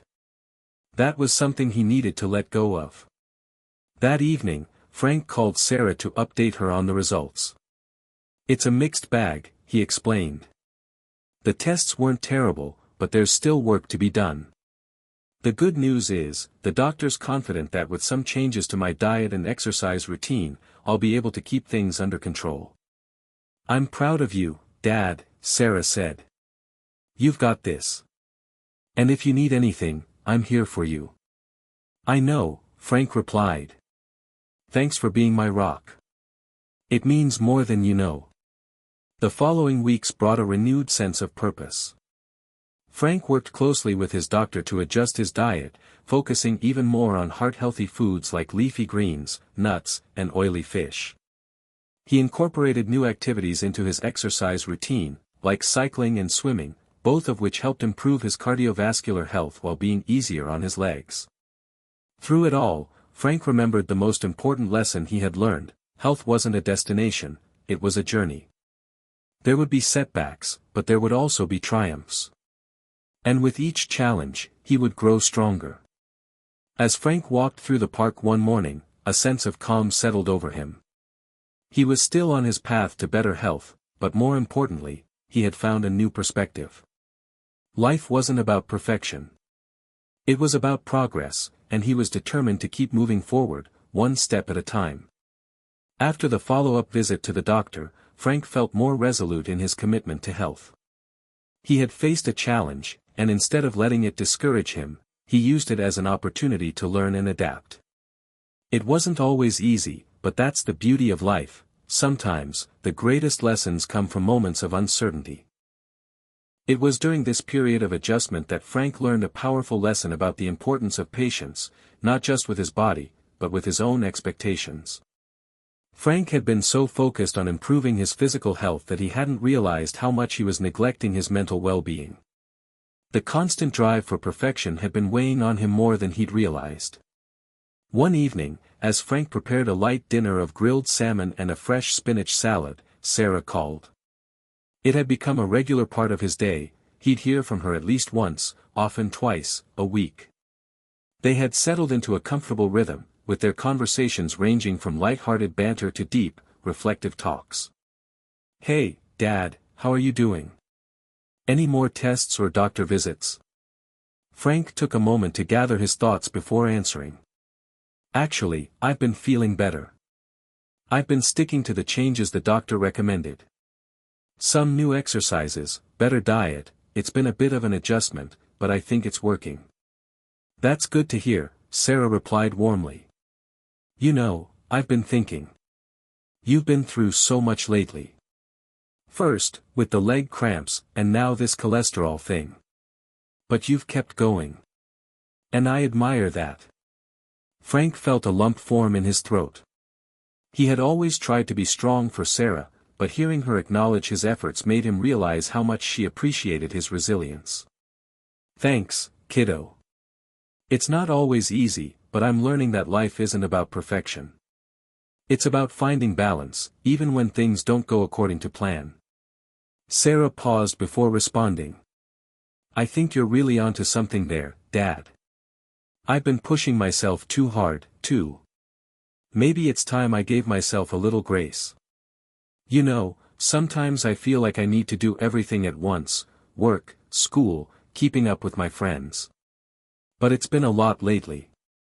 Frank smiled, even though Sarah couldn't see it. "You've got to remember that we're not robots, Sarah. It's okay to take breaks, and it's okay to not have everything figured out. The important thing is to keep moving forward, at your own pace."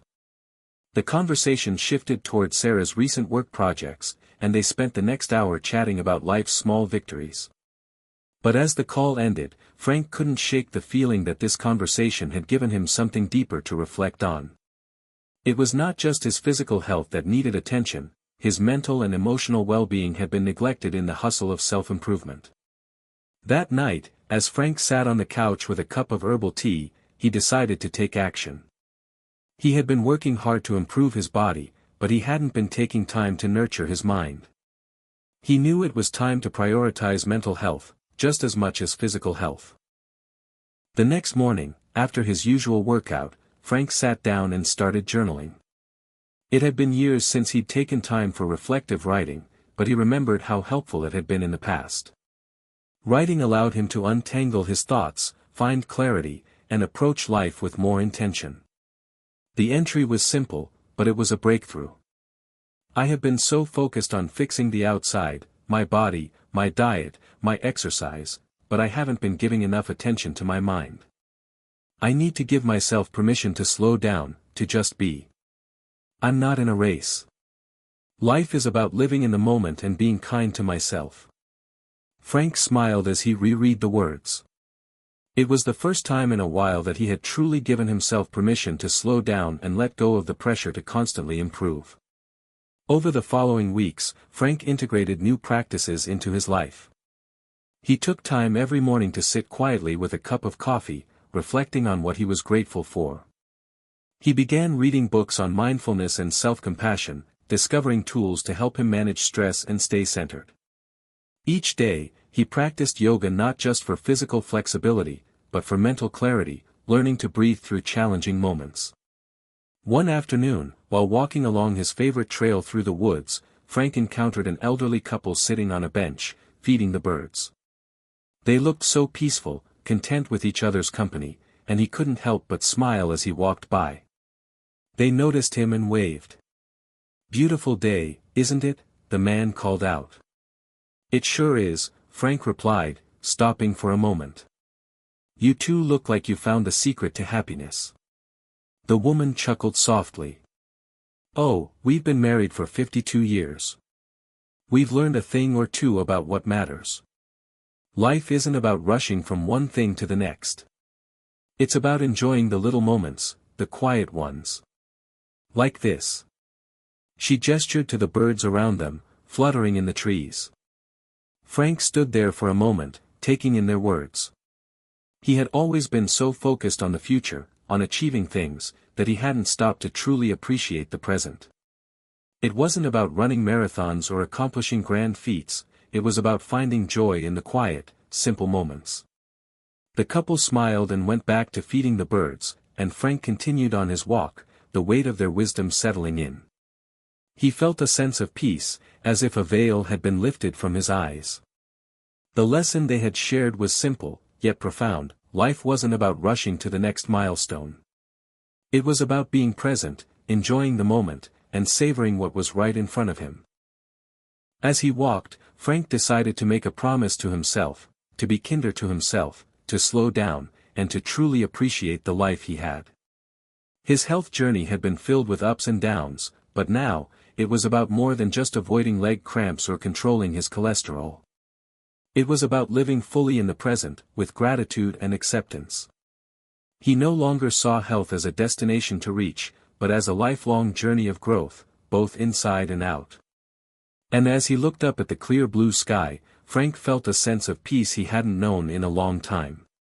This was where he needed to be, not perfect, but content and ready to embrace whatever came next. Frank's life had been full of surprises lately. The ups and downs of his health journey had taken him to places he hadn't expected to go, physically, emotionally, and mentally. But with each twist and turn, he had learned more about himself. And now, as he stood at the edge of a new chapter, he realized just how much he had changed. It had been several weeks since his conversation with Sarah about giving himself grace, and the impact had been profound. Frank had slowed down, taking more time for himself and acknowledging the progress he'd made. He no longer obsessed over every detail of his diet or exercise routine. Instead, he learned to trust the process and listen to his body, not just his goals. However, life had a way of throwing curveballs when you least expected them. Frank had become comfortable in his routine, but something was about to shake up his world once again. It started with a phone call, early one Friday morning. Frank had just finished his workout and was sitting down to a light breakfast when his phone buzzed. He glanced at the screen, seeing an unfamiliar number. "Hello," he answered, still chewing his toast. "Is this Frank Reynolds?" a woman's voice asked, sharp and professional. "Yeah, this is Frank." "Who's this?" "This is Emma Thompson from the retirement community on Oak Street. I'm calling about your father, James Reynolds. He's had an accident and we need you to come in as soon as possible." Frank's heart dropped. His father, James, had been living in the community for the past year after a series of health issues that had made it difficult for him to live independently. Frank had been checking in on him regularly, making sure he had everything he needed. The thought of his father being in trouble sent a wave of panic through his chest. "I'll be there in 20 minutes, Frank replied, grabbing his car keys and rushing out the door. The drive to the retirement community felt like it took hours, though it was only a short distance away. Frank's mind raced with a million questions. What had happened? Was his father okay? Had he fallen? He had so many unanswered questions, and the uncertainty gnawed at him the entire way. When Frank arrived, Emma Thompson was waiting for him in the lobby. She led him down a long hallway to a small, quiet room. Inside, Frank found his father sitting on the edge of a bed, looking a little disoriented but otherwise intact. "Dad!" Frank rushed to his father's side. "What happened?"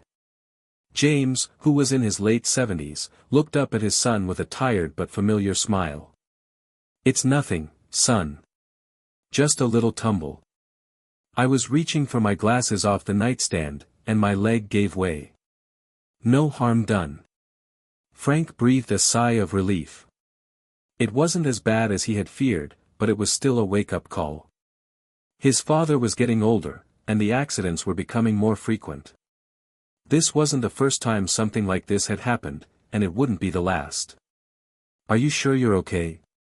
Frank asked, still feeling the weight of worry in his chest. "I'm fine," James said with a chuckle. "Just a little embarrassed, that's all.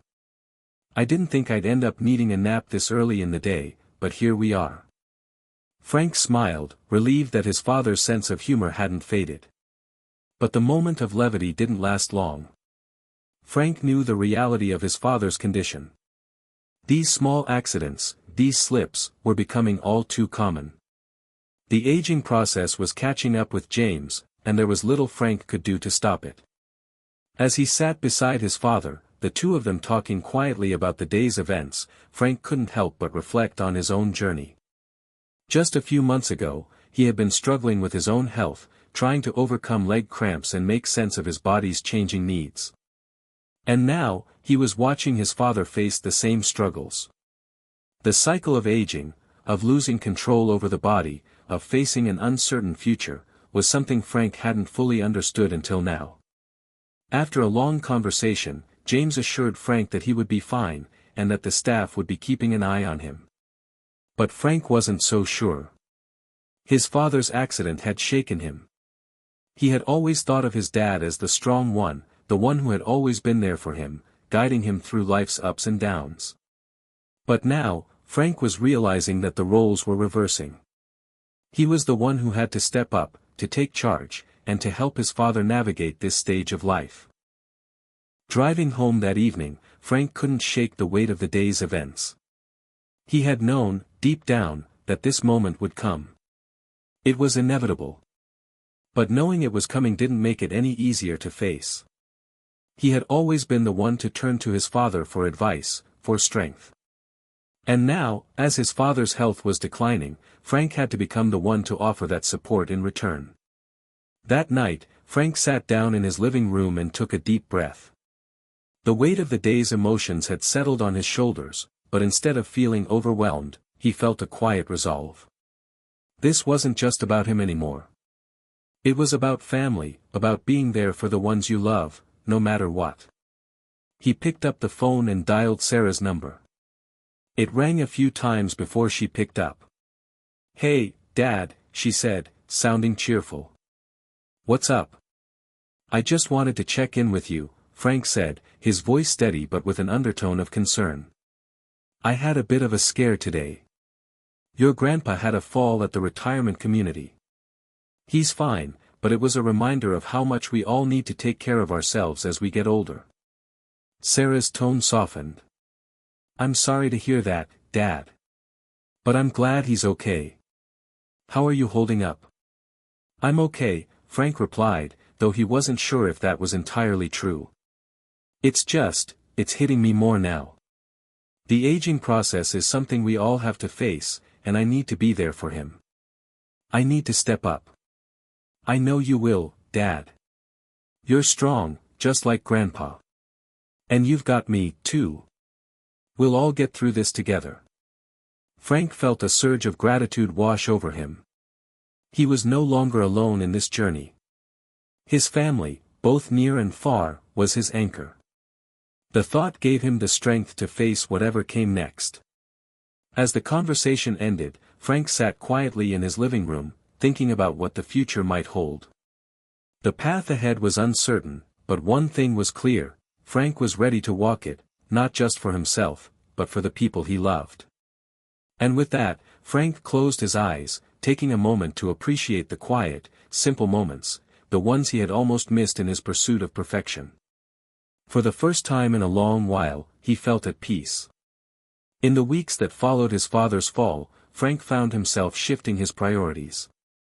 It was no longer just about his own health or his personal struggles, it was about his family, particularly his father, who had spent his entire life looking out for Frank and now needed his support more than ever. Every visit to the retirement community reminded Frank of how quickly time could pass, and how much he had taken for granted. His dad, James, had always been the one who had everything under control, who had the answers to Frank's questions. But now, the tables had turned, and Frank was the one trying to find ways to help his father through this difficult time. But that wasn't the only thing Frank was dealing with. It was as if the universe had decided to challenge him from all angles. His work had been piling up, and the stress of balancing his personal life, his health, and his role as a caregiver was starting to take its toll. There were moments when Frank felt overwhelmed, as if he were juggling too many balls, and any one of them might fall at any given moment. One afternoon, as he sat at his desk, trying to organize his schedule for the week, he found himself staring at his phone, debating whether or not to call Sarah. The weight of everything pressing down on him made it hard to reach out, even to his own daughter, whom he knew would be more than happy to listen. But he didn't want to burden her. She was already busy with her own life, work, school, friends. Frank didn't want to add to her worries. But then, as if on cue, his phone buzzed. It was Sarah. "Hey, Dad. How's everything going?" she asked, her cheerful voice cutting through his thoughts. "I'm doing all right," Frank replied, smiling despite himself. "Just trying to get a handle on everything. You know how it is." "I know exactly how it is," Sarah said, her tone softening. "But don't forget, Dad. You don't have to do it all alone. You've always been there for me, and I'm here for you, too." Frank felt his chest tighten, a mix of gratitude and guilt swirling inside him. He had always tried to be the strong one in the family, the one who had everything figured out. But now, as his father's health declined and his own challenges mounted, he realized how much he had relied on others in the past: his wife, his friends, his father. It was okay to lean on those around him when he needed it. "You're right," Frank said, his voice thick with emotion. "I've been so focused on trying to keep everything together that I've been pushing people away. I'm sorry for that, Sarah." "Dad, there's no need to apologize," she replied, her voice warm and comforting. "You've always been there for me, and I'm just doing the same for you. You're not alone in this. We're a family, and we stick together." Frank let out a deep breath, the tension in his shoulders easing a little. It wasn't easy for him to admit when he needed help, but hearing Sarah's words made him realize how much he had been missing out on by trying to handle everything himself. "Thanks, sweetheart," Frank said, his voice cracking slightly. "I really needed to hear that." The conversation shifted to lighter topics, and for a brief moment, Frank allowed himself to relax. Sarah's presence, even over the phone, reminded him of the importance of family and connection. It wasn't about having all the answers or solving every problem, it was about being there for each other, supporting one another through life's challenges.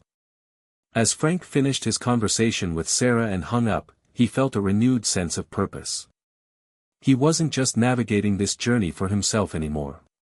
He was doing it for his father, for Sarah, and for the other people who mattered most in his life. They were all in this together, and he couldn't afford to forget that. The next day, Frank decided to take a different approach to his daily routine. Instead of letting the weight of his responsibilities overwhelm him, he focused on the things that brought him joy. He spent the morning with his father at the retirement community, talking about old times and reminiscing about the good days. It wasn't always easy to see his father struggle, but Frank found comfort in knowing that their bond was still strong. Afterward, Frank met a few friends for lunch at a local cafe. They had been meeting regularly for years, and despite their busy lives, they always made time for one another. It was a reminder that true friendship wasn't about proximity, it was about the connection that lasted, no matter how much time passed. As they chatted and laughed, Frank found himself feeling lighter. For the first time in a while, he wasn't consumed by stress. He was present, enjoying the moment, and appreciating the people around him. It was a feeling he hadn't experienced in months, and it was exactly what he needed. Later that evening, Frank spent some time reflecting on the lessons he had learned throughout this journey. It wasn't just about the changes he had made to his diet and exercise routine, it was about the realization that life was about balance, finding time for both the hard work and the moments of joy. Family, friends, and community were the pillars that held him up when things got tough.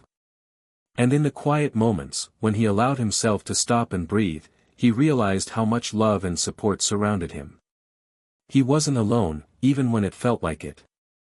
That night, Frank sat down at his desk to finish some work. But before he started, he wrote a note to Sarah, thanking her for always being there for him. He realized how easy it had been to take her support for granted, and he didn't want to make that mistake again. "Sarah, I just wanted to take a moment to say thank you. You've been my rock through all of this, and I'm so grateful for you. I know I don't always show it, but you mean the world to me. I love you." He felt a sense of peace wash over him as he sent the message. It wasn't about grand gestures or perfect moments, it was about the small acts of love and appreciation that truly mattered.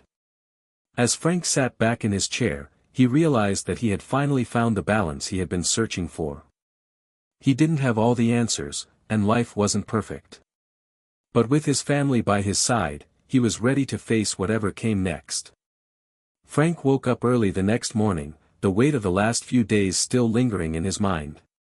It had been a week since he had started making small adjustments in his life, leaning into his family for support, letting go of the need to control everything, and focusing on moments of joy.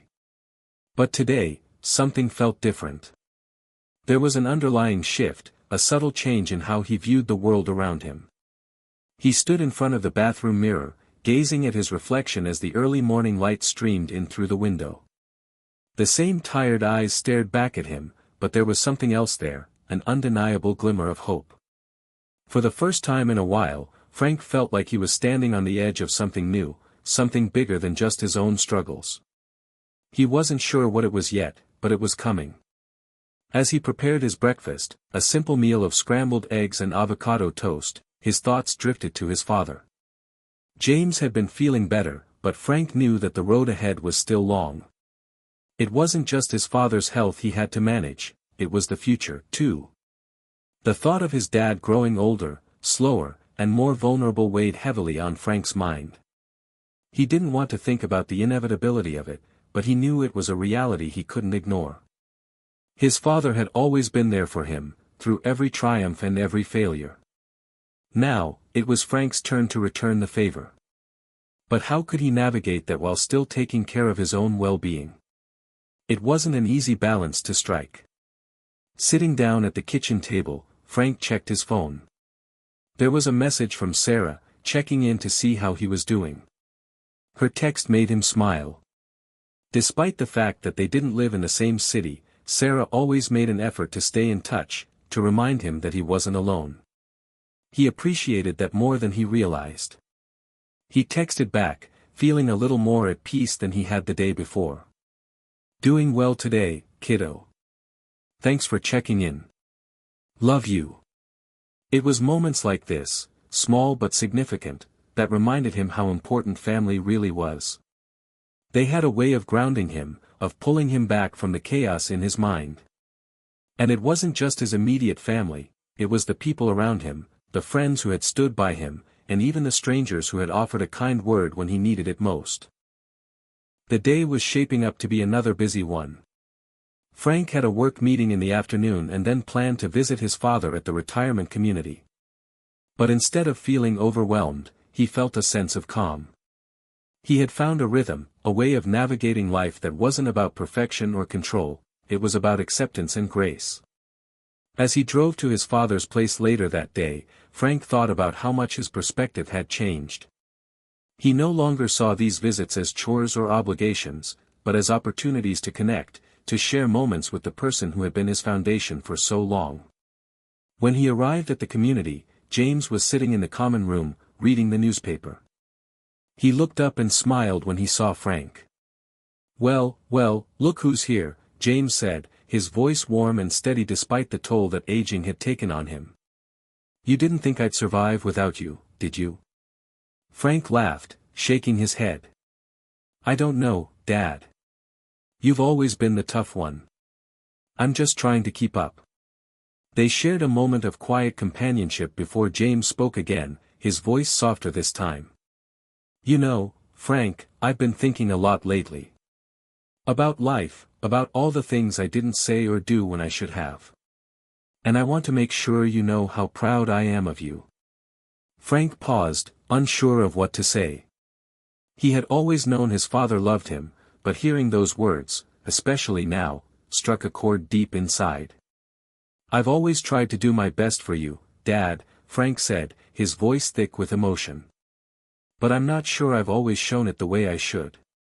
James reached over and placed a hand on his son's. You don't have to worry about that, Frank. I've seen everything you've done.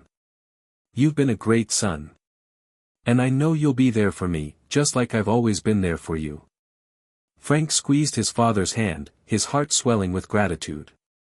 This was the kind of moment he had almost taken for granted before.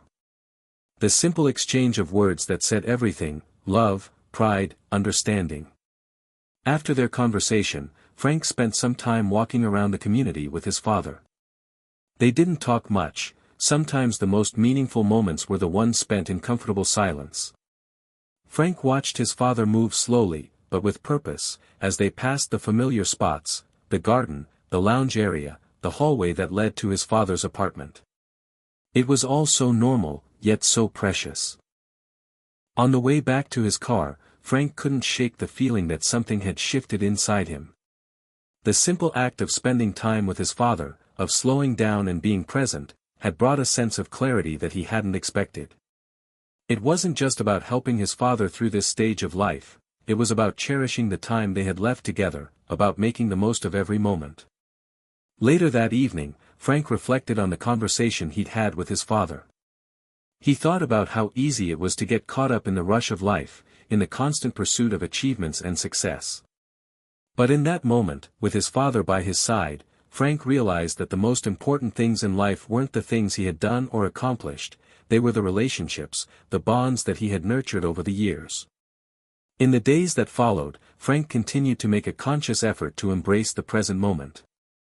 He took more time to visit his father, to spend time with his friends, and to check in with Sarah.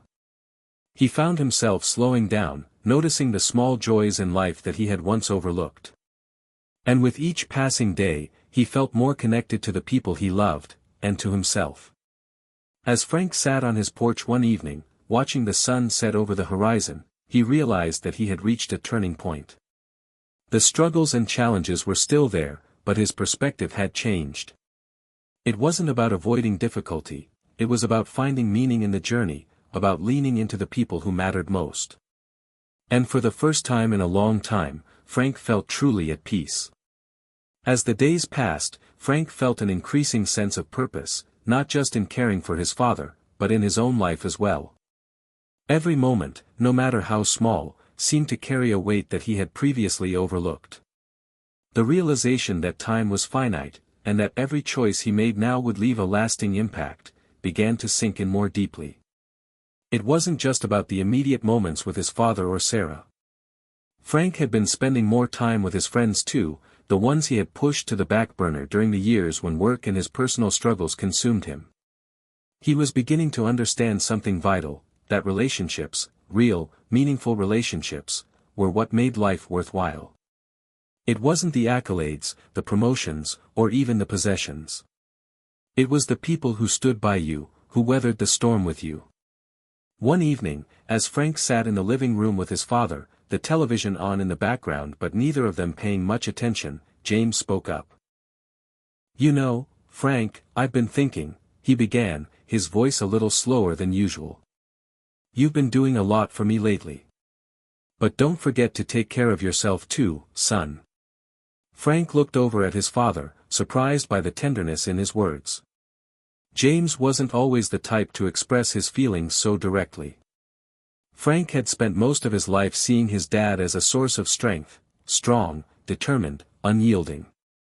But lately, his father's vulnerability was becoming more apparent. "I'm okay, Dad," Frank replied, a half-smile tugging at his lips. "I'm doing what I need to do." James shook his head gently. "It's not enough to just survive, Frank. You've got to live, too.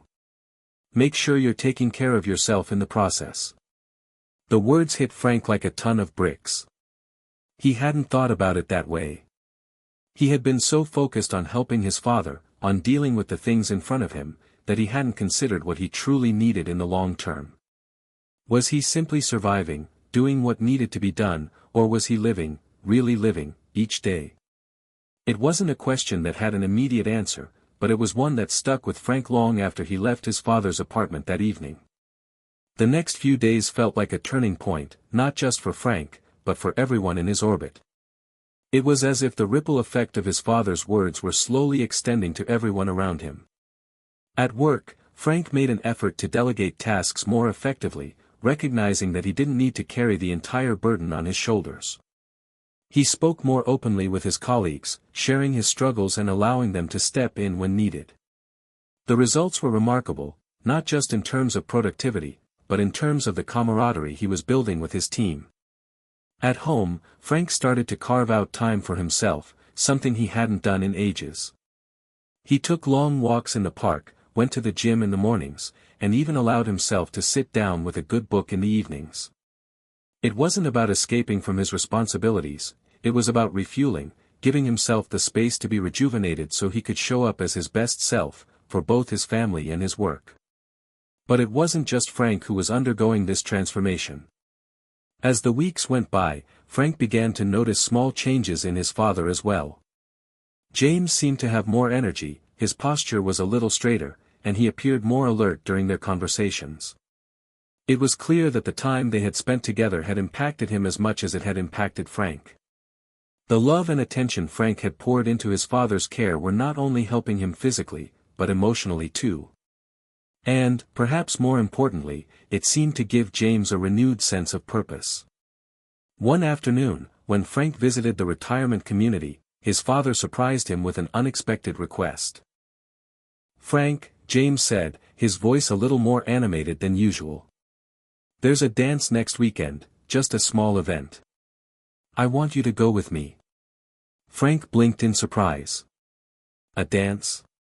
You mean, like, a real dance?" "Yeah," James chuckled, a twinkle in his eye. "You think I'm too old for that?"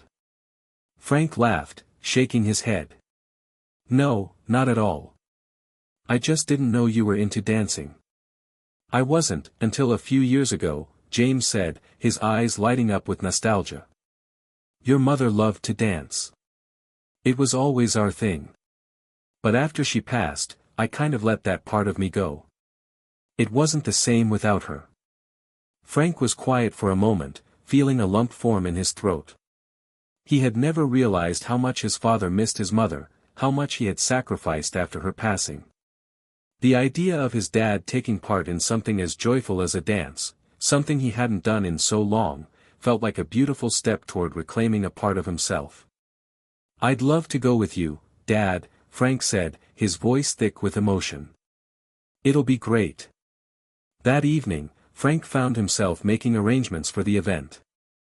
It wasn't just about the dance, it was about honoring the memory of his mother, about allowing his father to rediscover something that brought him happiness. Frank was beginning to see how his father's words about taking care of himself were starting to apply to him as well.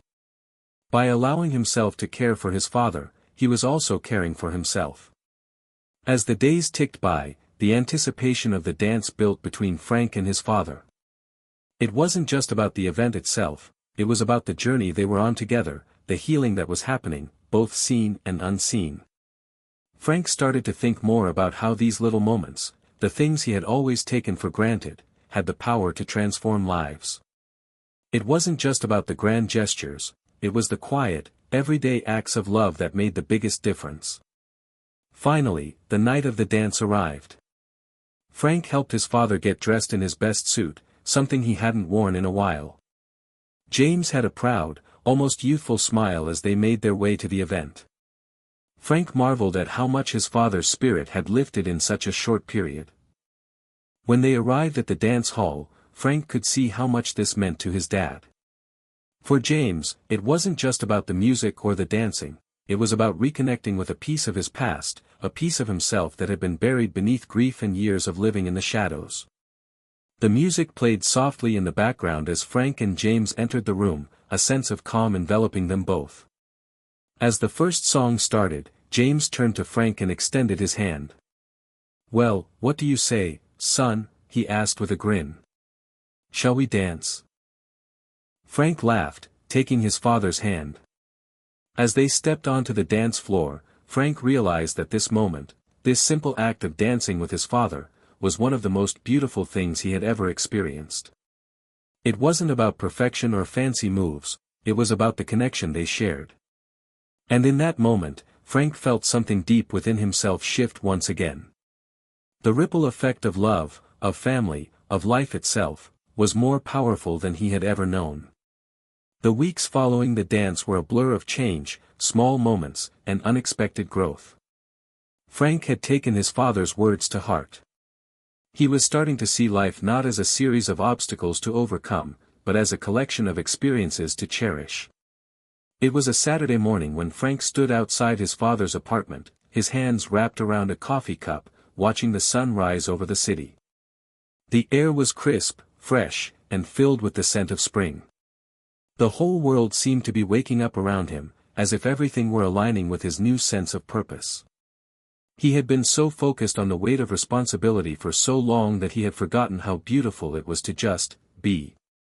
As he rang the doorbell and waited for his father to answer, Frank couldn't help but reflect on how far they had come. Just a few weeks ago, his life had felt like a series of checkboxes, things to do, people to care for, deadlines to meet. But now, every moment with his father, every conversation with Sarah, every simple walk in the park felt like a precious gift. Frank had learned how to savor life, not just rush through it. When the door creaked open, Frank smiled at his father, who was standing in the doorway wearing an old sweater and glasses perched on the bridge of his nose. "Morning, Dad," Frank said, stepping inside. "How's everything?" James grinned, taking the cup of coffee Frank had brought him. "It's good, son. Just finishing up my crossword puzzle. You know, I never thought I'd still be doing this at my age, but it keeps the mind sharp." Frank chuckled. "You've always been sharp, Dad." They sat down in the living room, the sunlight streaming through the windows, filling the room with warmth. Frank's father had made his way back into a routine, one that seemed both grounded and purposeful. Frank could see the shift in his dad, he was more involved, more present, and his mind was sharper than Frank had seen it in years. "Actually, I was thinking about something last night," James said, looking over the top of his crossword puzzle. "I wanted to ask you about your work." I know you've been working hard lately, but I've been wondering, are you really happy there? I mean, is it fulfilling? The question caught Frank off guard. He had always thought of his job as something he simply had to do. But now that he had begun to shift his focus toward his personal life, he realized that his work, while important, had never truly brought him the sense of satisfaction that he had longed for. I don't know, Dad, Frank said slowly, trying to find the right words. I've been so caught up in what's expected of me, I haven't really thought about whether it's something I love. I just keep going because it's what I've always done. James nodded thoughtfully. Sometimes it's easy to get caught in that cycle. You think you're doing what's expected, but you forget about what makes you happy. Frank took a deep breath, feeling a mix of uncertainty and clarity. This conversation was reminding him of something important, that in order to truly thrive, he had to consider not just the logistics of his life, but the emotional fulfillment, too. His father, despite his age and health struggles, had always had a quiet wisdom about life, one that Frank was now finally able to appreciate in full. I think it's time I took a step back, Frank admitted, his voice steady but filled with uncertainty. Maybe I need to reevaluate what I really want. Not just in my job, but in life. James smiled, his eyes twinkling. You're figuring it out, son.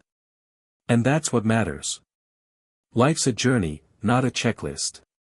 Take your time. For the next few hours, father and son sat together, talking about life, about the past, and about Frank's hopes for the future. It was a conversation that felt both freeing and grounding. Frank began to realize how much he had been missing by focusing solely on the weight of responsibility and not allowing himself to dream or feel joy. As the day went on, Frank felt a new sense of clarity starting to settle in.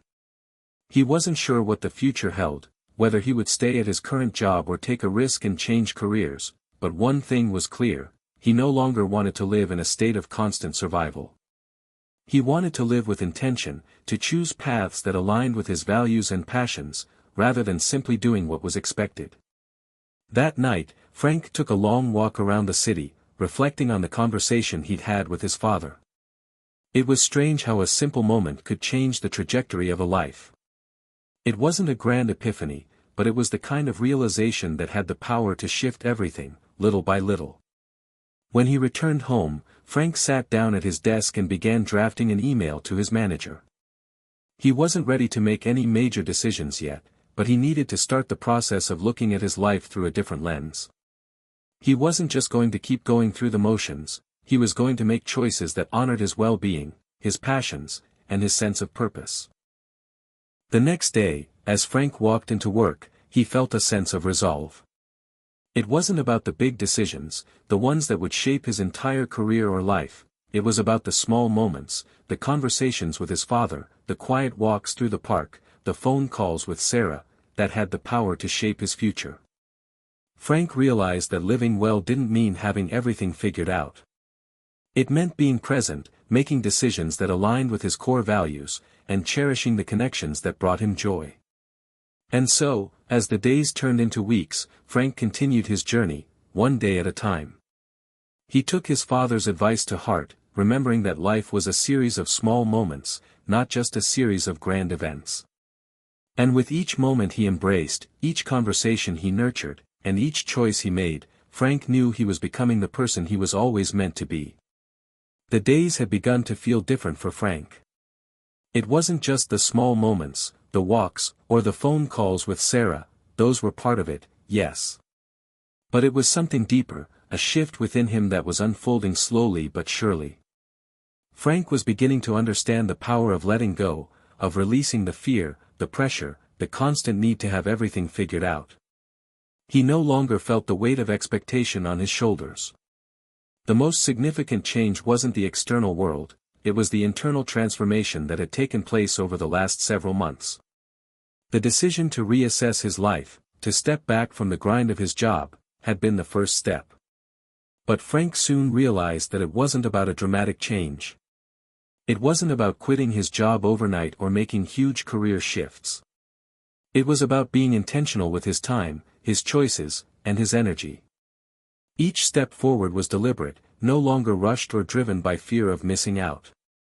That Tuesday morning, Frank was sitting in his favorite coffee shop, the warm mug in his hands, the quiet hum of early morning chatter filling the air. He had spent the last few weeks considering what he truly wanted, not just in his career, but in every aspect of his life. And in this moment, he felt at peace with the decision he had made earlier that week: he would take on a new project at work. But this time, it was on his terms. He would put his passion and creativity into something he truly cared about, something that felt aligned with his own values and vision. The emails he had sent to his manager had been received well. They had already set up a meeting to discuss the new role, a project that would allow him to blend his skills in innovation and leadership with his growing interest in sustainability. The thought excited him, something he hadn't felt in years. He was no longer just fulfilling his obligations, he was investing in something that felt meaningful. As Frank sipped his coffee, his phone buzzed. It was Sarah. He smiled and swiped to open her message. "Sarah, hey, I was thinking, maybe we should take a little trip together soon. Just get away from everything for a bit. I think we could both use a little adventure." Frank grinned at the text. He had noticed over the past few weeks how much Sarah had been encouraging him to embrace life in ways he hadn't before. She had been his rock, his confidant, pushing him gently to follow his instincts and live a little more freely. Her words often felt like a reminder that there was still so much of the world to explore, so much life to be experienced. "Frank, that sounds amazing. Maybe a weekend getaway to the coast. I've been thinking about how we could both use a break." "Sarah, perfect. I'll start looking up places. Let's make it happen." Frank couldn't help but feel grateful. Sarah had always been there for him, and now, she was helping him reconnect with the joy of spontaneous moments and simple pleasures. He was beginning to realize that life wasn't just about solving problems and checking off lists, it was also about connecting with the people who made life richer. Later that afternoon, Frank visited his father, eager to share the news about the new project he had taken on. Frank had found that these visits to James were no longer about the urgency of caregiving. They were about something deeper: connection, legacy, and love. Frank knew that he had a limited time with his father, but that didn't make their time together any less meaningful. In fact, it made it more precious. James greeted him warmly as usual, sitting in his favorite chair by the window, the soft afternoon light casting a golden hue over the room. Frank could see how much his father had improved, both physically and emotionally. The sparkle in his eyes had returned. He was more engaged, more active, and even found himself laughing more. "Hey, Dad," Frank said, taking a seat next to him. "I've got some exciting news." James looked up from his crossword puzzle, his eyebrows raised in curiosity. "What's that, son?" Frank leaned back in his chair, feeling the weight of the moment. "I'm taking on a new project at work. It's something I'm really excited about, a chance to focus on sustainability and innovation. It feels like a fresh start." James' eyes twinkled as he smiled. "That's wonderful, Frank. You've always had a good head on your shoulders. I'm proud of you."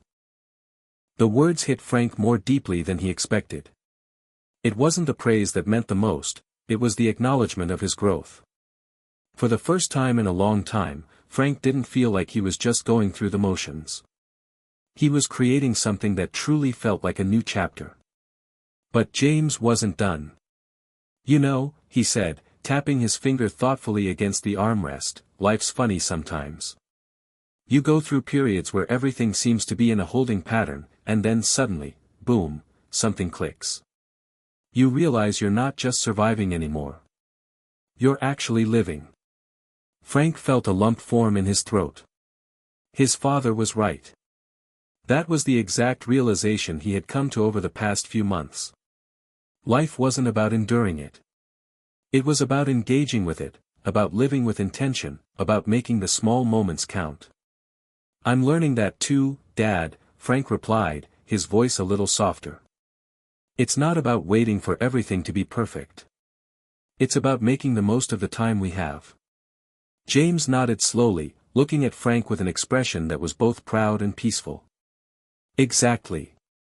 And you've got a good head start. Just keep following your heart, son. That evening, as Frank sat down to reflect on his day, he felt a deep sense of gratitude for the people in his life, for the opportunities ahead, and for the lessons he had learned. His father's health had been a wake-up call, but it had also been a catalyst for change, a reminder that life was fleeting, and that every moment was a chance to make a difference. Frank had stopped rushing through life. He wasn't just living for the weekends or the big milestones. He was living each day, savoring the present, and embracing the connections that made life worth living. The following week, Frank and Sarah headed to the coast for their weekend getaway. It wasn't an extravagant vacation, just a small beach cabin with views of the ocean, but it was everything Frank needed. The waves crashing against the shore, the salty air, and the time away from the demands of daily life felt like a healing balm for his soul. It was here, in the quiet rhythm of the sea, that Frank realized something truly profound. He wasn't waiting for life to happen anymore. He was making it happen. Every small choice, every step forward, was leading him toward a future full of possibility. And with that, Frank knew that a new beginning wasn't just about a change of location or circumstance. It was about changing how he approached each day, embracing the adventure of life, no matter how small or large. The weeks following their trip to the coast had felt like a beautiful continuation of everything Frank had been learning. His time spent by the ocean, reflecting on his journey and the decisions he had made, had only solidified the sense of clarity he had gained. It wasn't about chasing some far-off ideal anymore, it was about embracing where he was in the present and allowing life to unfold on its own terms. Work had become a place of possibility, not just responsibility. The new project he had taken on was progressing, but Frank no longer felt the same weight of urgency and pressure that once defined his every move. He worked hard, yes, but he no longer saw his career as his whole identity. His job was now one piece of the larger puzzle, a puzzle that included his relationships, his personal well-being, and his passions outside of work. One of the most significant changes had been his relationship with his father. It wasn't just that they had both grown more accustomed to the rhythms of life, it was that they had found a deeper connection.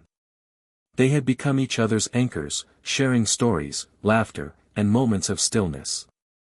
Frank had come to realize that the time they spent together wasn't just about caregiving, it was about creating memories. His father had always been the quiet strength in his life, but now, Frank was beginning to offer the same calm presence in return. It was late one evening when Frank received a call from Sarah. The phone lit up with her name, and he answered quickly, eager to hear from her. "Hey, Frank," she greeted him warmly. "I've been thinking, what if we took a little trip to see your dad next weekend? I think it'd be good for all of us. What do you think?" The idea made Frank's heart swell.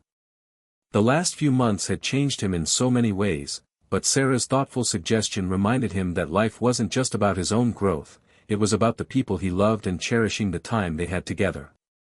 "I think that's a great idea," Frank said, his voice filled with excitement. "Let's make it happen. I'd love for him to spend some time with us. It's been a while since we've all had a weekend together." Over the next few days, Frank coordinated with his father, making sure that everything was set for their visit. As much as he loved his work and his newfound sense of purpose, there was something so grounding about returning to his roots, the place that had always kept him steady. Spending time with his dad and Sarah, the people who had been there for him through every challenge and triumph, felt like coming full circle. When Saturday arrived, the three of them gathered at James's apartment, the sunlight spilling into the room, the air warm with the promise of summer. The weekend unfolded as it always did, full of laughter, shared meals, and quiet moments of reflection. It was simple, yet profound. Frank found himself marveling at how much had changed since he had first walked into his father's apartment months ago. Then, he had been lost, overwhelmed by the weight of responsibility and the pressure to be everything for everyone. Now, he had found balance. He had embraced life in all its messy, imperfect beauty. That evening, as they sat on the porch, watching the sun dip below the horizon, Frank felt a deep sense of gratitude. It wasn't just for the lessons he had learned or the new paths he had forged. It was for the quiet understanding that life didn't have to be figured out all at once. It could be a slow, steady journey, one that allowed room for mistakes, for joy, for deep connection. "Frank," James said, breaking the comfortable silence between them. "I'm proud of you. You've really grown, son." Frank smiled, his heart full. "Thanks, Dad. I couldn't have done it without you." They sat in silence for a moment longer, each lost in their own thoughts, before James spoke again. "You've learned something that most people never do. You've learned to live in the moment." Frank looked at his father, his eyes filled with gratitude. "It took me a while to get here. But yeah, I think I'm finally understanding what that means."